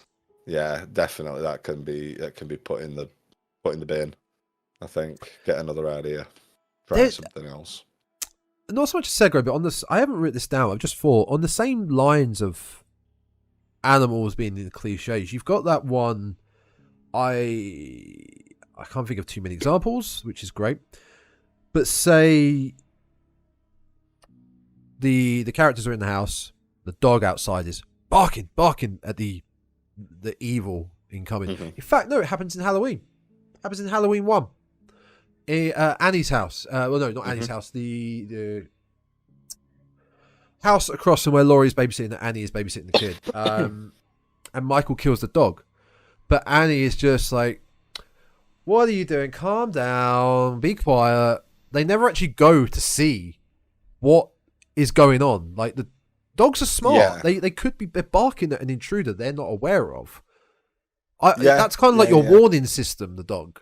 If your I mean, dog doesn't generally, a normally lot of people get dogs for exactly Yeah. that as home security, and if you're not gonna I pay feel like any that- attention, I feel like that happens a lot. A cat's not going to do that. no. A cat, you might get the close up of a cat going like backing up, hissing, but it's not going to grab your attention, grab the protagonist's attention, the hero's attention. They always pawn them off. They always pawn them Yeah. off like, you're just being loud and crazy. Yeah, and then that's the thing. It's never set up either. It's never set up that the dog just barks at anything. No. That's just being really nitpicky. I wouldn't ever expect that. No. But The setup. but yeah, no. If like you say, yeah, I suppose if it's not a cat jumping out of a cupboard, they're ignoring the dog. Oh, these poor neglected horror movie animals. They need a better union. They're getting stiffed here. All right. What have I got here? Oh, just a little one. I'm just gonna put this one in here. I'm gonna slide this little one in here. The Indian burial ground. Yes, I had this on my list as well. The two prime examples are Poltergeist and Pet Cemetery. Poltergeist, Pet Cemetery. I think Amityville, the first Amityville at least, I think it's you're right. implied that it's an ancient burial ground of some description. Let's confirm that. That may have been changed in the sequels, and it just becomes the house is built on a gateway to hell or something. I think, but I think in the original, The or certainly 1979 Amityville Horror was a movie adapted Holz's unfounded claims into the script. According to numerous statements, the Shinecocks never lived in the area. It wasn't even part of the traditional territory, and there was never a burial ground at the site. I think there was a claim though in the book. We'll take the claim. We'll take the Yeah. claim. But yeah, yeah, ancient burial ground. I don't know if it's been done to death, if I'm honest. But it feels like a famous sort of horror cliche. I think it is. It's definitely one. a famous one. I think it's Yeah. definitely a famous one. Although it's not an Indian burial ground in Poltergeist, is it? Is it not? No, it's just the cemetery that they moved the headstones from and left. Oh, that's it. Yeah. Yeah, it's not an Indian. It's not an Indian burial. Pet Cemetery definitely is. Yes. And I feel like specifically the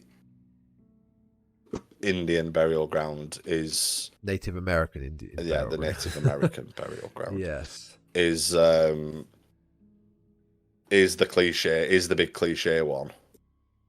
Yeah, I think it is. I didn't have much on this. It was just, like I said, it's not a notorious one that got used over and over again, but I feel like it maybe gets referenced a lot, and spoofed a lot. Like, it was built over an Indian burial ground. That's why it's evil.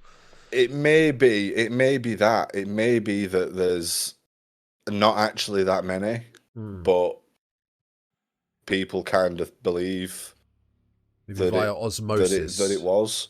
Yeah. It's bigger than it was.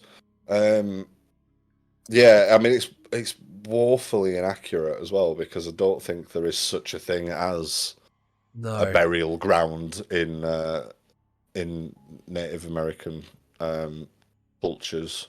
And they would also I have don't to think they be. work like that. It would also, if you wanted to get it accurate, like the setting of the film, the location would need to be in certain, like, say the Dakotas, Utah. Like, I'm fairly certain Native American was more the Midwest, North, I believe. I don't think you would have got Native Americans in Los Angeles. In like, No. I'm fairly certain. Excuse me. It feel. Sorry, go on. I Go after you. I think it's Stephen King. I think it's Stephen King, and Pet Sematary is the only example. But it feels so much bigger than that. But I think a lot of people riffed on it. I think a lot Yeah. of people took that and riffed on it. So I think maybe like it's not as prevalent as we believe. It's a bit of a Mandela effect, so it's not as prevalent as Could we be. think it is. Yeah, it could be. It always felt like a cheap idea, though. It felt like I can't think of a way to create this evil or a reason why evil is coming about. So, boom, here's my excuse. Here's some sort of graveyard with obscure historical references behind it. I mean, I think that's maybe it, because Native American culture's not as accessible to the majority of audiences, so it instantly gives it that sort of air of the esoteric and magical, and it allows for this. It's a convenient sort of delivery for the supernatural goings on, because you can't, most people with other cultural backgrounds can't necessarily sit there and say like, oh well, that's not a thing. I mean, it's certainly something that wouldn't be used now. No, God, no. No. But yeah, look, I'm just looking. I'm just having a quick look, and I think it's only really the Amityville Horror and Pet Sematary that get referenced, but it's become mad, isn't it? A massive, sort of a perceived trope, and it isn't really. Yeah, it's mad. Like I prefaced it with I can't think of many examples. It just feels like a big cliche, a trope that's used a lot. Yeah, weird. It's an interesting one, because I think that may be more Mandela effect. Yeah, it really could be than actual reality. Yeah. And like I say, the one in Poltergeist isn't Native American. It's just the cemetery of just a graveyard. Yeah, just a graveyard, whatever. I don't think the denomination is mentioned or anything. Well, that's that one then. One that I want to just mention, because I think it's pretty quick, because it really only comes into play in one subgenre of horror film, but it is in every instance. Well, more or less every instance of that subgenre, and that is humans are the real evil, which always comes in zombie films.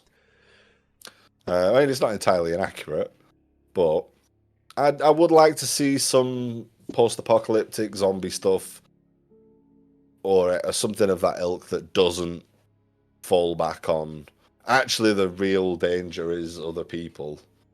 We were getting that for the most of Dawn of the Dead until the bikers show up. The four heroes, they work together. They do. And then the bikers show up. You take the bikers away, you've got that. They are doing their utmost best. Their mental health starts to deteriorate. They really does, but they are doing their best. There's not many zombie films like that. I mean, especially not Day of the Dead. I mean, look at Rhodes. He's just a maniac. Day of the Dead, it's crammed down your throat. Night of the Living Dead, it waits till the end. Well, Oh no, the There's I the can't remember. conflict with the other survivors. Yeah, the family in the basement. Yeah. 28 days later. Yeah. Yeah. With the soldiers at the end of that just being horrible. You're talking specifically in zombie films, in a zombie. It seems to be. It seems to be. Just Yeah, it's because they're having to group up to fight an unknown foe, like a monstrous foe, like an end of the world foe. But I don't think I've ever seen a zombie film where there hasn't been one of the survivors is secretly a psychopath and he's killing people, or somebody tries to sexually assault somebody, or there's some, I mean, the Walking Dead, the series of The Walking Dead, very quickly became one group of survivors fighting another group of survivors, and occasionally there's a zombie. Like, yeah, they're like, hello. We're here too. Zombies were only ever a threat in that series when they needed to be. The rest of the time, they were set dressing near enough. Yeah. And I'm not saying it's not like accurate, because by and large, humanity is full of scumbags, and we do like conflict, and we are awful for the most part. But it is a overdone trope in zombie cinema, an overdone cliche in zombie cinema that they can't. It rarely do you just get survivors against zombies, and there's always an element of extra conflict involving one of the survivors, either another group that they come across or somebody within their party that's secretly a nutcase, or and it spoils it for me personally, because I think it's been done to death. We know we're shitbags. Let's move on.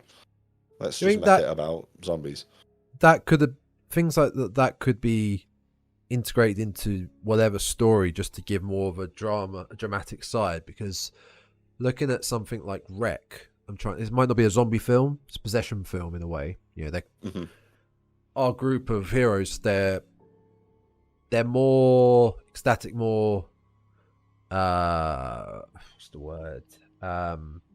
Scared that they're isolated in that building. They do kind of work together. There's not anyone that really fucks anyone over in their group. No, they're not. I mean, there's more of a sense of panic and dread throughout the whole film. Yeah, of that. I suppose maybe. No, I'll give you that. I'll give you that it doesn't exist. If I wanted to be really petty, I could argue that there's the people that quarantine them inside the building. Yeah, yes, but yeah, but that is how it would probably work for science reasons, in a way, for safety reasons. Yeah. But also, I was saying about how they in actual films, like Wreck is meant to be real footage. It's meant to be real life, so they're meant to portray how we would act, rather than a made-up film like Dawn of the Dead or anything like that, where you can create all these different characters. Then nothing's real. It's just a completely made-up story, whereas Wreck is trying to be real life. I mean, I'm trying to think, the remake of Dawn of the Dead, it had a bit of conflict between the security guards or people there, but then they eventually worked together. And the zombies really are. Whereas the original Dawn of the Dead, it is the bikers are the remake doesn't have that extra human conflict. I suppose there's some slight interpersonal conflict, but it doesn't back have and forth. Yeah, fair one. The bikers want to just cause mayhem. They don't give a shit. They know it's the end of the world. They don't give a shit. You could be you could be alive and doing your best. They don't care. They'll play with you and feed you, put you on a rope and feed you to the zombies. Yeah. I mean, I suppose it's that, but it's also that they know they're pirates essentially, aren't they? They are. They don't want to work for what they've got. They want to take what they can get. And like I say, I think it's an entirely accurate portrayal of how people would be. Oh God, yeah. In that situation. I mean, we've seen people panic buying and fighting over toilet roll already, so we know what awful bastards people can be. But I'm just a little bit fed up of seeing it in cinema. Agreed. And seeing it in zombie films. Like, I don't, just give me just give me people trying to survive against zombies. You know, put a little bit of interpersonal conflict in there. That's not too bad. But I don't need halfway through the film, forget about the zombies. Turns out John's a psychopath. We've got to deal with this guy now. Yeah, I don't need that. I don't want that. And I think it's just been a bit overdone in the genre. What are the latest zombie films? What were probably some of the most recent? Oh, you know what? I'm really going to struggle with titles. I'm really struggling. There's the one. There's the one that Arnold Schwarzenegger was in. Recently. Well, I mean, recent. It's not. Recently. I mean, it may have been sometime in the last 10 years. But Aftermath, was it? Oh God, I'm not sure. I tell you what, there's kind of a bit of both. There's a bit of both worlds in this with the sadness. Maggie, 2015. Oh, Maggie, I do know about. Is it about his daughter? Is his daughter? Yeah. Yeah. In the sadness, they don't become so much zombies. They become crazed psychopathic murderers, rapists. You know, that's all they want to do. Mm-hmm. So that's kind of like a middle ground, like the survivors trying to deal with the monster flow, but also they're a kind of a group of sadistic people who don't give a shit. Yeah, but it's because of an infection, isn't it? It is. It's still because of that. I'm specifically sort of talking about where it's another group of non-infected become, or an individual non-infected becomes the threat. I didn't enjoy Zombieland, but that's got quite a small group of survivors. Yeah, I don't think it occurs in that. I don't know if it does.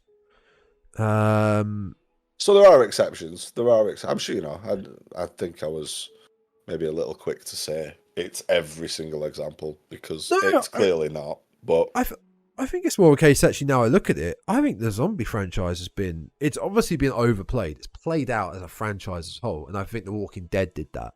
It killed it. Yeah. But we really, now we think about it, we really haven't had a mainstream big time zombie film for a while, I don't think. No, nothing. Zombie, nothing not possession, huge. not possession, not infected, like that zombie film. There was one that Martin Freeman was in, which I feel had a very similar plot to Maggie. It's a father and his daughter. Technically, he was in Shaun of the Dead. Yes, technically he was. Cargo. Oh, Cargo 2017, so that was 2 years after Maggie. Yeah, I'd heard of Cargo. Which I think is that actually, I'm saying it. I know it's post-apocalyptic, but is it zombies? Maybe it's not. Man Wake. Oh, 2.8 out of 10. That's good, isn't it? It's not a good film. It's not actually. Well, it's after a pandemic. Oh wait, I may be looking at a different one. This doesn't sound like. Wait, a man wakes trapped inside a cargo container with only a cell phone and is given 24 hours by his kidnappers to raise $10 million. Yeah, no, that's not it, is it? No, that's not it. This is. Oh, there it is. Yeah, it's an Australian film, post-apocalyptic. It is a zombie film, but maybe there aren't many zombies in it. I have watched it, and I don't remember paying a huge amount of attention to it. I've just remembered one that I think doesn't have this cliche. I believe, yeah, let me try and find it. It's called The Dead. Not 1987. It is called The Dead. 2010. Here we go. Okay. I remember enjoying this. An American mercenary, the sole survivor of a plane crash, has to run the gauntlet across Africa battling the living dead. I don't believe in that film he has to deal with, let's say, renegade soldier group. Oh no, maybe not. Or survivors. But that looks like that looks like it fits into what is potentially another subgenre of zombie film. Like Maggie, like Cargo, yeah, like what's it called? It Runs Red or something, which is about it's one woman traveling across a desert being followed by one zombie. That rings a bell. Yes. And the twist is that she's like really badly injured, so she can't like just run away. But yeah, this seems to be another subgenre of zombie film where it's like one survivor on a ridiculous journey. I remember enjoying this though as a zombie film. It looks pretty good. I must admit, do I've just got the trailer up now. It's one to check out. Yeah, I remember really enjoying this. It also seems to have a sequel. Oh, does it? Set in India. He made it all the way to India. He's just still enjoyed walking it so much. He just carried on, and I just kept running. Hit me with the Forrest Gump line. No, I remember it being quite a serious one, like a serious tone. Like obviously, the zombie films do have a serious tone, but this just felt a bit more down to earth. It looks like it. Serious. I mean, there's a hell of a lot of zombie films out there, so I bet that there will be a hell of a lot that don't have that trope. But I just feel like I've had too many zombie film watching experiences spoiled by, it turns out we're worse. Yeah. Being thrown in there at the last minute. Back full circle. We are we forgot to talk about that. Yeah, us humans are the worst. Yeah, we are the evil. I think it's overplayed, and I don't really need to see it again. But you know, maybe like I say, maybe I'm just sort of stuck in 20 years ago thinking about films that it was a prevalent cliche in that the genre has moved away from seemingly.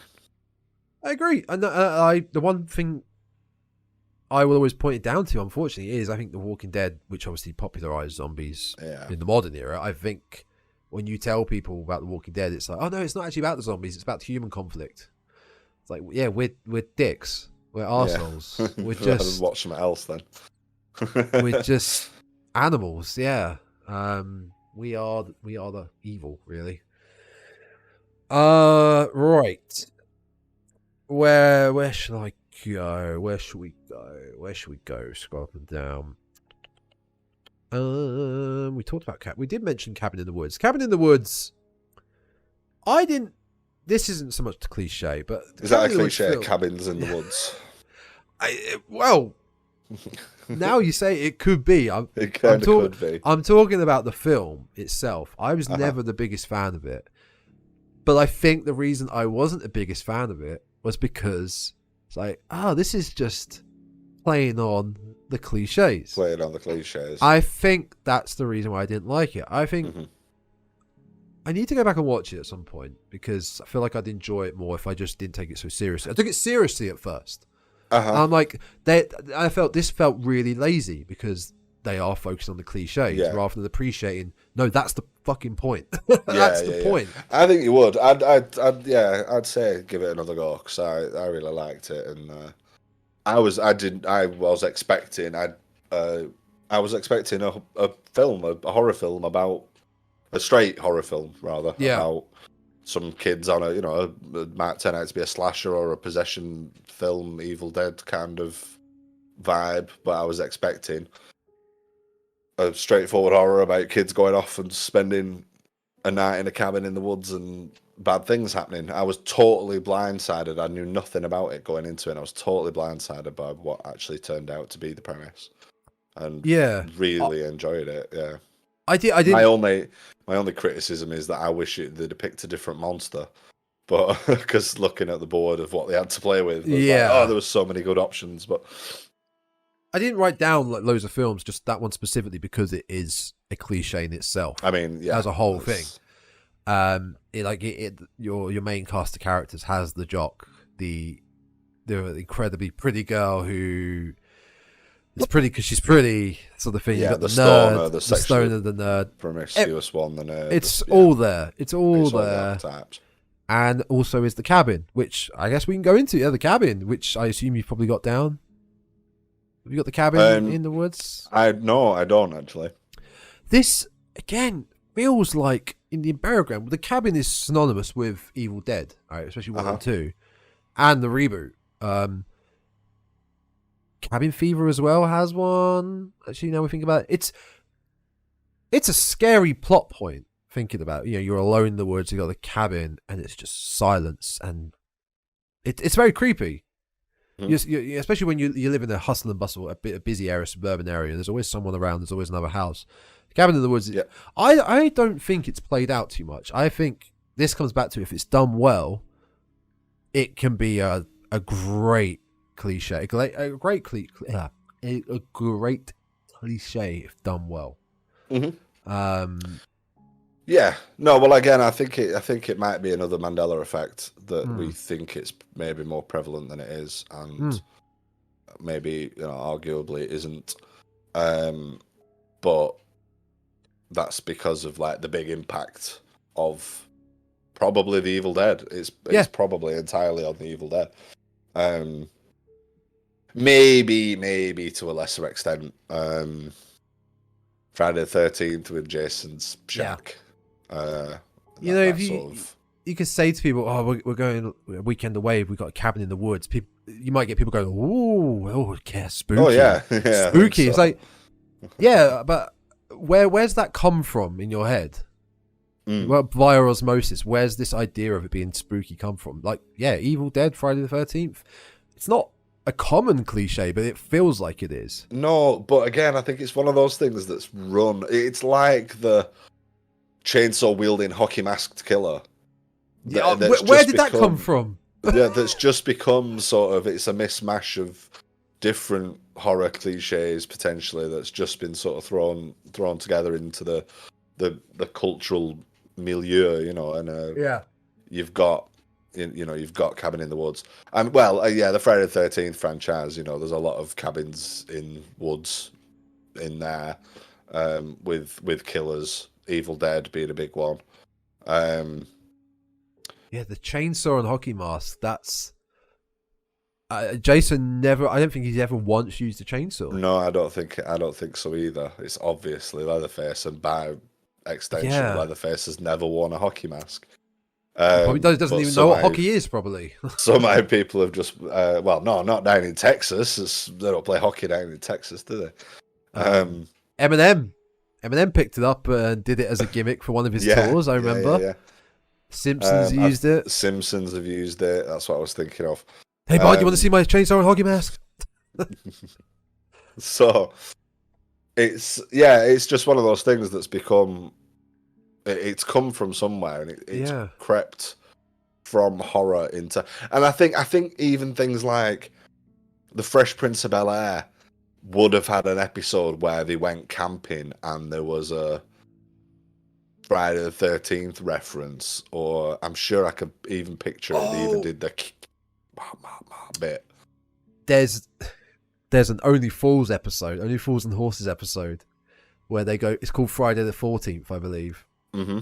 And they're going fishing, illegal fishing, and there's an escaped mental convict let loose. Yes, and it's shot brilliantly. Like, it's raining, lightning outside, and he's dressed as a police officer that he's beaten up, and then the Del Boy lets him in. But where was I going with this? Talking about it, just a cabin in the woods thing. It's used in that, but where has that come from? Where's that? It's one or two examples in horror that have been picked up as being. It's just exploded. Yeah, picked up and used as a joke in other things, and then it's become.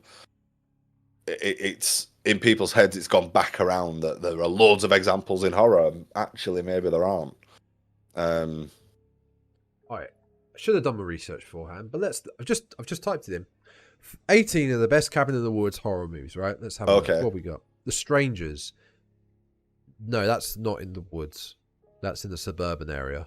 The Cabin in the Woods, that's cheating. Friday the 13th, Cabin Fever, it's in the title. Mm-hmm. Deliverance, I guess. I mean, no, it's got the woods. Yeah. But aren't they on a river rafting trip? Eden Lake. Okay. Yeah. Some of these I have no idea about. Evil Dead, Evil Dead 2. Secret Window. I mean, it's not. Secret Window rings a bell. Yeah. Oh, hang on a minute. The Johnny Depp one? Yeah, I don't know about that. Oh yeah, no, I'm thinking of another one. But Tucker and Dale versus Evil. That's oh more. yeah, That's, but again, it's a comedic play on that trope, isn't it? it's taking it on and using it hmm purposefully. And Misery. I mean, is Yeah. it? So no, I mean, Not like, really. it's got to be the focal point is the cabin itself. It's the building and whatever evil is maybe lurking in or around it. And there's not much of it, but apparently, in our minds, it's one of the biggest things, biggest cliches there could be in horror. Yeah, like a haunted house or Yeah, yeah, Dracula's castle or something. yeah, exactly. So yeah, there's two of mine: the cabin in the woods and then the cabin in the woods. Just to say, I'm not the biggest fan of that cliche in general. If we were to Fair say enough. yes or no to which one, I mean, it's the Evil Dead's great, and that's it. You don't need to do it again. Cabin in the Woods is okay. It's his own thing. Yeah, Tucker and Dale is also okay. it's a great. If you film. use it as a comedic device, then it's fine. Yeah.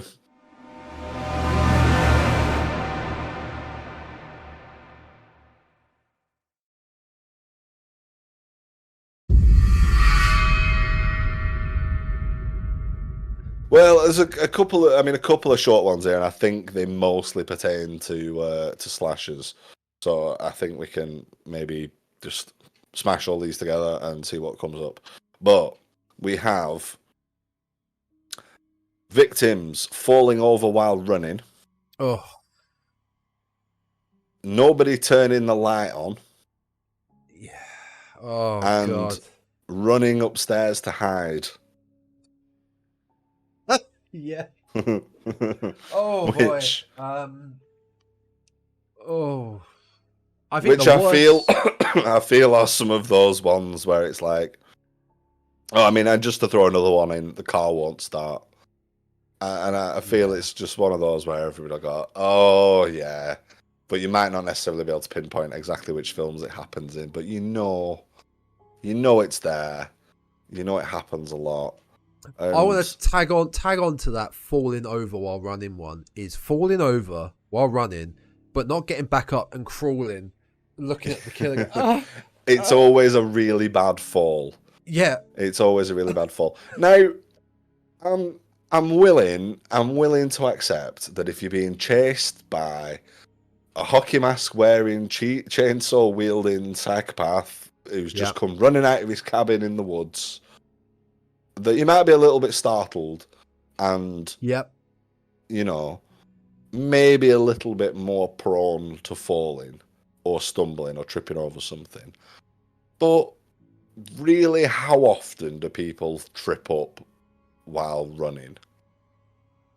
Yeah, Sally does a great job running away from Leatherface. And she goes through all the brambles and bushes, and I think she trips up at all or even that much. Mm-hmm. I feel like those cliches are saved for the, I want to say cheesy horror films, or I mean they don't even imply a jump scare or a scare. They're just, it's a big eye roll moment. I feel like, get up, come on. Yeah, I think you'd have to, it would have to be to really have it make sense, be in the pitch black darkness of the woods, and there's a branch sticking out or a log sticking out that you just didn't see. You're constantly turning around. Fine, but for the most part, with this cliche, it is it's not so much, I wouldn't say overly done. I just think it's a bad one. It's just crap. It's just a cheap way to pepper a bit of tension in to help the killer catch up. Yeah. But it's just rubbish. Like, no, just people like that silly, I just think it's a lazy one. What was the other one? The car. So we had victims falling over while running. We had the car not starting. Yeah. Perfectly functional cars will suddenly just cease to work the second you need it to work which I suppose is what we generally in everyday life call sod's law. But Yeah. how often does it happen, really? You know, it's like you drove all that way, and these kids, and generally, it's implied that they've driven, you know, a good distance Yeah. to get on their camping trip or their boating trip or whatever it is they're doing. They've driven a fair old distance, and suddenly the car's just crapped out. Like, That convenient a moment. couple of hours later, Yeah. it just won't start. I mean, if you actually show me that the engine's been ripped out or tires have been slashed or there's been some sort of, you know, attempt by the killer or whoever to mess things up, then fair enough. Yeah. But if it's just, and I can get on board, although it's a little silly, but I can get on board with a little bit of key fumbling, or I can't, or I've dropped the keys, or I can't get the door open. I think that's a good exception because I think in a state of terror and impending, shall we say, death, I'm going to be freaking out. Yeah. And if I whip out my janitor keychain that's got about 100 keys on it, and and then I don't mind the odd drop of it when they're fumbling as well, pick it up. I mean, I can't drop my find keys it. often enough when there's nobody chasing me. Yeah. But yeah, I can live with that, and I can accept that. It's when I don't mind that. It's when can't get it in the. I keep missing the hole to put it in because I'm. Stop in that. I can. It's the fumbling is fine. It's getting it in the key lock. Yeah. And not being able to do it. It's yeah. But then again, for it to just not turn over and just not start, Yeah. it's like you literally you've just driven here. You've literally just driven here. The car's probably still warm from your journey getting there, and now it's dead. Like, no, I'm not buying it. Just I'm not decided buying to it. pack up. Yeah. What was it? Running upstairs. Running upstairs to hide. Yeah. I'm now trying to Yeah, think of an example. I feel like we're definitely in slasher territory for most of these. Yeah, I mean, again, I'm thinking of back to Sally's chase from Leatherface. She's already run upstairs to find Grandad, runs downstairs, and Leatherface is starting to cut the door, which I guess the stairs lead to the front door. So would you run towards that or run back up? I mean, it's one of those things. It's easy for us to sit here, like, you know, with no danger, no impending danger, warm and toasty in our houses, and say, fine. You wouldn't do that. but I'd like to think that if I was in a house with somebody trying to kill me, I'd do my best to go out through one of the ground floor, like upstairs would be the last place I'd want to go. Yeah. Does it? Maybe the difference being all these films are portrayed in American houses. American houses are fucking massive. Like the downstairs is sometimes a loop. You know. Yeah. English houses. I have 2 rooms downstairs and a stairway. If I am in one room and the killer is in the living room, the only way I can either go out the back door or up the stairs. Like it's a bit different, I guess, with English houses. It might be, and there's always those like really, you know, the flat roofs, wide roofs, and porchways, and that which I suppose will give you. I mean, people's boyfriends and stuff always have an easy time climbing in through windows and out through windows, and exactly. Yeah. So yeah, maybe it's that. Maybe there's that element to it that us as Brits in our tiny hovels can't make the leap. Genuinely trying to think now of a film. Like I feel like I can visualize the running upstairs. I'm trying to think of an example now. Did you have any at all written down? I mean, I'll go out on a limb and say one of the Friday the 13th it happens in. But no, I couldn't find a specific. I couldn't think of a specific example, but I'm sure. Name an 80s slasher film, and it probably happens in at least one of them. Yeah, one of the sequels or whatever. Yeah, I'm trying to like. But again, I mean, is it one of those Mandela effect ones? Because I feel like, could be. Like you said at the top of the show, there's a lot of lists and things out there of people discussing these things. It's a very loose. Oh, sorry. I was just gonna say, I feel like that one pops up quite a lot. But is it one of those that's just a Mandela effect that we've assumed happens in a lot of films, but actually only happens in a few? But I know I've seen it.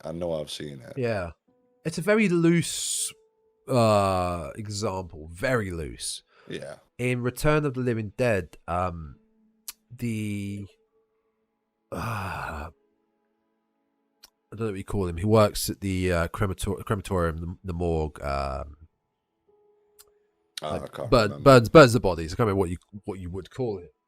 Towards the end, when the groups are split, there's about our characters are split into like 3 groups, and the zombies are really starting to get him. Well, him and the main girl hide up in like a crawl space in the little attic of the ground floor. Rather than trying to escape themselves, they go up to hide where there's like you only got one entrance. It's kind of like going into an attic or a loft of a house in a horror film. That's any sort of place like that where you've got one entrance and the same exit is. Well, in that regard, what the hell was Laurie thinking in Halloween getting into that closet? Yeah, that's yeah, exactly. Yeah, closet. And also feeds into the other one. Turn a light on. Oh, yeah. Turn a light on. Yeah, there's yeah. I guess you could do that. Is the reason for that is turn all the lights off is that the killer can't see you, but then at the same time, can you see the killer, especially if the killer is dressed in all black?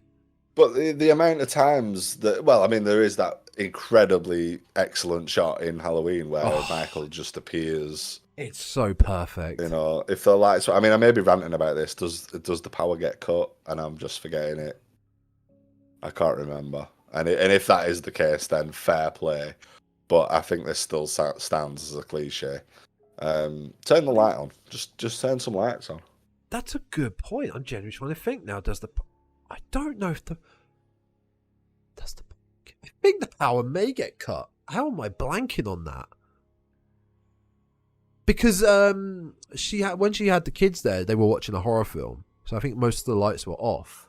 They were watching The Thing from outer space. And then Michael turns up. Well, she runs back to the house and Michael chases her. I think the power gets cut. I mean, it might do. Which is fine. That's a good excuse. Yeah. If you haven't got the choice, then fine. But I think we've seen plenty of other films, just people walking around scrabbling with torches and not even attempting to switch the lights on. Yeah, at least try.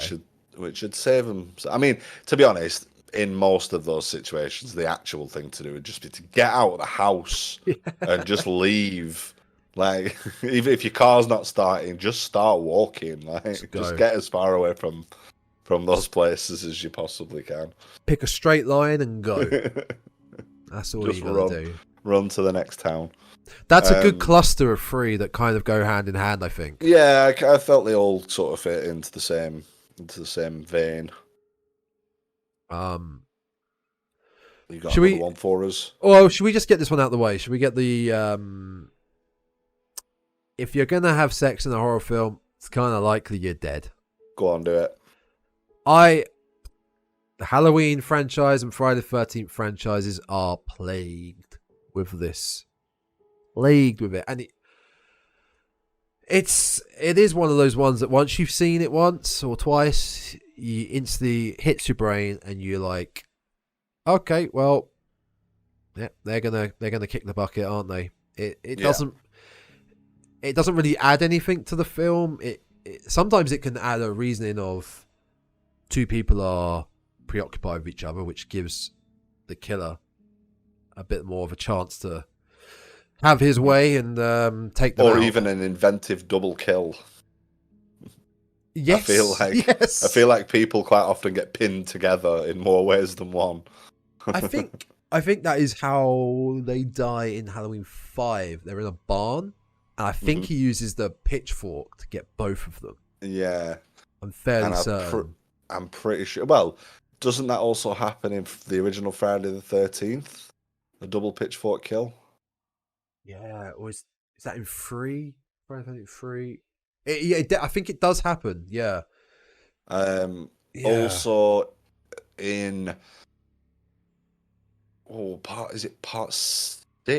Oh no, part let me think. It's either 5 or 7. I forget which. Harpoon gun. That is. I think Is it's that not, 7. is that not 3? Because of the 3D aspect. And the harpoon is coming towards the screen. Oh, I'm not sure. I'm thinking 7. The boat anchor drags a cable onto Jason, and he's hanging there. Oh, it's part 3. Oh, wait, no. Part 3. unless there's 2.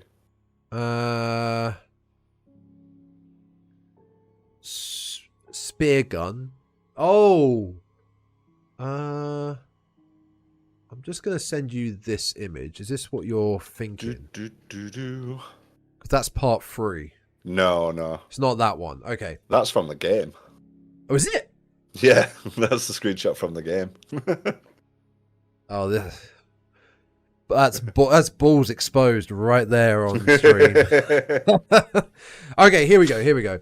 Yeah, part 3 and there's one in part 8. It might be. It might be part 8. Yeah. Part 3, the spear gun and Hockey Master both used they were both used to play practical jokes on the rest of the campers later after acquiring that Jason used a spear gun to kill Vera by shooting a spear into her left eye, which then became lodged in her skull. Part 8, while on board the SS Lazarus, Jason used a different spear gun on teenage lovers. Here we go. On lovers, Jim Miller and Susanna. The gun itself was used. I remember this now. This has been a while. Used as a stabbing weapon on Jim as Susie fled, and then Jason used the gun spear sadistically torment the girl before stabbing her to death. Yeah. There we go. We got there in the end. So yeah, sex in horror films, as particularly in those franchises, it's a big deal and likely to get you killed. I mean, Laurie's virginity in Halloween is often sort of touted as the reason why she's the final girl. It's the reason why she's fine. Yeah. Because she's pure and good, and teenagers having sex were the whole reason why. And not watching the kids swimming is the whole reason why Jason drowned, and is what sparked Mrs. Voorhees to go on the killing spree, etc., etc. So yeah, sex equaling death in those horror films, in those films particularly, is a big one. Yeah, who would have thought maybe? I don't think the directors would have wanted to implement the reason for it being. You have sex, you die, like it's a bad thing. Don't have sex, otherwise this will happen to you. But I can imagine back in those times there was a lot of conservative thinking like that. You know, the sort of no sex before marriage. Yeah, maybe. I think I've heard people talking about this before, and one of the sort of consensus is that the AIDS epidemic was in the particularly in the 80s films. Knowledge of AIDS and AIDS virus spreading and becoming more prevalent was becoming a thing people were knew about and were more concerned about. So there's kind of an allegorical thing there. I mean, it's something that Randy obviously spouts as being one of the big cliches, one of the rules in Scream. A film that used it as a twist, Cherry Falls. Have you seen that one? No, and I believe you actually brought it up at one point again. I think I brought it up possibly while we were talking about our hot topic horror films, early 2000s. Yes, that was it. Yeah, Flashes. Yeah, because it was Valentine. the Valentine episode. Good shout. Yeah, it was because that was the year 2000. But the twist in that is that the killer is specifically targeting virgins, so everybody seeks to lose their cherry Yeah. in order to stay safe. In fact, one of the big scenes of the film is essentially a big orgy that the high school students arrange amongst themselves so they can keep safe. Jerry Falls is really good. You should watch it. Okay, yeah, that's on the list. Yeah. Is it films that have a twist with it? A film that utilizes it is It Follows. Oh, That of course, is yeah. that is the epitome of have sex and die. Mm-hmm. That's what the film is about, in a way. Yeah, 100%. Good shout. Yeah. But that doesn't use it in a cliche way. It puts its own little spin on it. Mm-hmm. It doesn't feel shoehorned in like after so many slashers. It was very cleverly written, very cleverly used. A cliche that has been turned into a positive in a way. Yeah. I mean, it's. In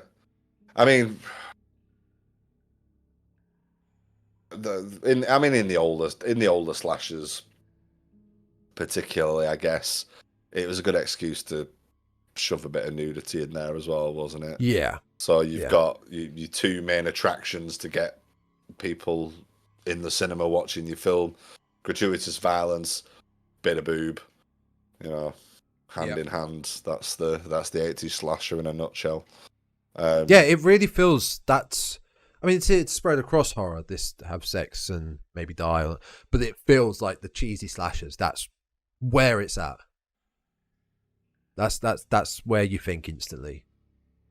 Yeah, I think so. In fact, we was talking about this with Vic earlier, and she suggested that you can rate, or you can get a sense of the budget of a movie by how quickly you see boob. So if the faster into the runtime you see a nipple, the lower the budget of the movie. And judging by some of the trash that we've watched together, I think she's onto something. Now I'm trying to think of what's the quickest boob I've seen in a horror film. I mean, I'm pretty sure trauma films, it's like within 5 minutes usually. Yeah, no doubt. All right, what's next? This episode's getting split into two. It's for me, isn't it? Yeah. Well, to be honest, this is kind of my last one. Okay. And like sex and equal death. Yeah. I feel like it's a bit of a biggie, bit of an obvious one. But the killer is not dead. That's a good one. It's a good one. So, yeah, kind of ties in a little bit to the previous one we talked about with sequel baiting and stuff like that. But I was about to say. I'm specifically thinking of it. Usually comes a little bit earlier in the film, where you've got the killer seemingly out for the count, down on the floor, unconscious, dead, and then. It's a noise. I mean, Halloween did it best. In the background, they sit up, they rise up, and look her out! Look out behind you! He's not finished. So yeah, I want to champion that one. Yeah. As a classic, classic horror movie cliche. I love Halloween. To me, it is near enough perfect, but there are some annoying parts where, especially Jamie Lee, Laurie drops the knife. Mm-hmm.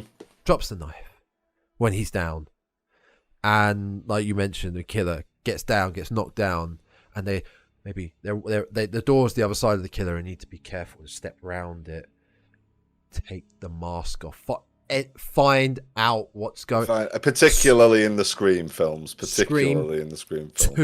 Scream 2, where they have a car crash, and Ghostface is knocked out in the front seat. Yeah. And they have Sydney and her college roommate, best friend, have to climb through the back, the divider from the front and back seats. and she is face to face with Ghostface while she's climbing over him. Mhm. Just take that damn mask off, and you could find out and end this. Yeah. You'll see it's Timothy Olyphant, and you can end it.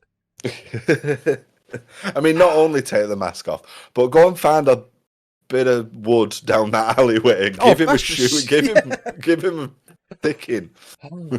Yeah, that's a really that is actually, I think that's one of the a horror cliche that I dislike the most, because that happens a lot. That really happened a lot, and it's so infuriating because I think that would be a logical thing to do. Yeah, I mean, it does. It's not. We've not mentioned it specifically, but no, I know we've talked about it with other films and stuff, but they rarely use the opportunity. I think it's one of my biggest bugbears about the Scream franchise. Actually, is that nobody uses those opportunities to fight back, when quite clearly you could get the upper hand on Ghostface so many times throughout that franchise. Like he's clumsy, falls over, does get knocked out more than once, and nobody ever takes the opportunity to actually bring the fight to them. Yeah, that's the franchise of unmasking to find out who it is. The other ones, you already know who it is. So, like, unmasking doesn't really do anything. That's more of a case of you need to either bolt it or defend and destroy this evil just while he's down. Go for it. Go to town. I mean, the amount of times that Jason's been knocked down and there's been a convenient machete there, take his head off. Yeah. Or I'm pretty sure in one of them he gets shot with a shotgun, knocked prone, and that's just left. I mean, cock that shotgun and go in for a point blank headshot, and that's game over. Yeah. Well, to be fair, a machete, his head sliding through a machete and fall didn't do much. So. Well, no. But actually, no, it did, because he came back. That was the end of him. Then he came back. He got resurrected in 6. So technically, that did kill him. Actually, that did kill him. I'm wrong, but that's when he became Undead Jason. But even Undead Jason without a head, I feel like it would be less of a challenge than, I don't know exactly how far his supernatural powers stretch to, seeing without a head. But anyway, that's the topic for another podcast, I think. But yeah, I mean, it's used a hell of a lot in one in the original Child's Play. Chucky gets killed is it 3 times? I think we mentioned that before he actually gets finished off. And at one point it's just his arm that's attacking. Like that film takes the killer not being dead. He's burnt, decapitated. And that's after the naysayers eventually end up believing that he is the killer, and they still do not really do much to eradicate Chucky entirely. It's just like, don't touch it, don't touch it. What do you mean, don't touch it? We need to melt in this thing in acid. But it's the killer's not dead. It takes a lot to get rid of him in that first movie. And I think that's using that trope, using that cliche to its extreme. You just can't keep a good guy down, I guess. I think that is one of my biggest bugbears, that cliche. I really do. The killer not being dead. Yeah, it's really frustrating. I mean, I think, like I say, I think that Halloween scene is brilliant, but this is the thing. It's the point. It's good when it's first done, and it gets done to death and becomes boring, cliche, and one to be retired. Yeah, for sure. Cool. Do you have any more? I think that just about covers everything that I had, and is that also because we're tired? I'm starting to struggle. To speak a little bit. I'm the same, man. I pretty much have done everything. I've got to cut little points. They're not big ones. You mentioned Barbarian earlier. I wrote down the dark mystery basement. That Yeah. the human intrigue just takes over. And would you really? Would you really? Not after that first room. I don't think I'd go any. The rape room. I mean, come on. Yeah. The Fritzl room. I mean, to be quite honest, I wouldn't stay in that one house in that entirely derelict neighborhood. Yeah, exactly. I just like the one house that's in the middle of an estate-wide crack den. Essentially, I'd just be like, nah. No, let's expand on that. I wouldn't stay in Detroit. Well, Yeah. well, maybe that's it. But yeah, you rock up to this Airbnb, which I'm sure it must have been like it looked very nice on the website, and then obviously didn't show like the neighborhood in any way, shape, or form. But you'd have done. I mean, I suppose you've got to suspend disbelief, but I'd have probably done a street view of it. Yeah. And Yeah, turn the camera a bit. See all these Hello. derelict houses. But yeah, found the out house. that the Google Map car got burnt out halfway down the street. But yeah, like that, all of that in one actually. The neighborhood, the house, and the basement, and just the dark, scary basement or secret room. No, my intrigue does not take over. No. And the last thing, which I feel like I got to mention because I put the picture on the teaser post, was Randy Meeks and his description of the key cliches and things not to do in a horror film, which we've mentioned. Make sure that you don't have sex. We didn't do drink or drugs, but I don't know how heavily implied that is as a cliche, like people getting pissed or getting heavily high or maybe stoned. Stoned, but I think again it's one of those from the heyday of the 80s slasher. I feel is where because I mean Scream was obviously height of the 90s zeitgeist, and it was commenting on what had come previously, which were the big 80s slasher films. Yeah. So I think that one has been put to bed. Well, that's where it lives, is in the same way that perhaps the sex one does. It lives in those old 80s ones. You'd say so. And I think that as well, I think they all tied together actually. I think the last one being I'll be right back or hello or who's there? Like the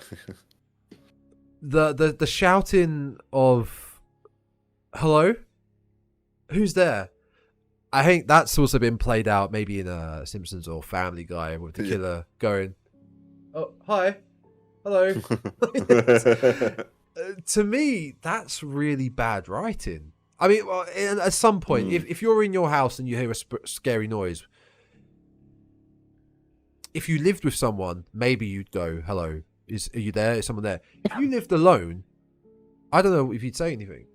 No, I wouldn't, because I wouldn't want an answer. Yeah, exactly. That'd be terrifying. Yeah. That'd be terrifying to shout out hello and getting anything back. You'd be like, I know, fuck that. Yeah. That's I think they all go hand in hand, all Randy's, because he's pretty much talking about 80s horror films anyways, or 70s horror films. Yeah, I think so. Yeah. And, I think specifically slashers, given that they are in a slasher and it's the matter of the Scream franchise, isn't it? Yeah. Yeah, that was the last one. That was the last thing on my list, and we have gone for nearly 3 hours. Oh damn. That is long. Yeah. That is a long time. By the time this comes out, this may be 2 parts, this may be 1. We'll see. That's fair enough. Fair enough. Yeah, I think it's time now we go rest our voices. I think we've got through a hell of a lot of these cliches / tropes. I think we got through the big ones. I think we did all the big ones. Yeah, for sure. But if there's any out there that we missed, any obvious ones that we missed, like drop us a comment, get in touch, let us know. Write them down. You can contact us through our social medias down there, through the Instagram at the _Dreadcast, the hopeful future Twitter, which will be the Dreadcast. I don't think anyone else has got that. And if you liked this episode, do find past content by searching the Dreadcast on Spotify, Apple and Google Podcasts, Amazon, Podbean, and YouTube. And Next until time. next time. Evil Dead Rise. Very stoked for it. Yeah, go watch Yeah, the look forward to that film, one. and can't wait to discuss that next week.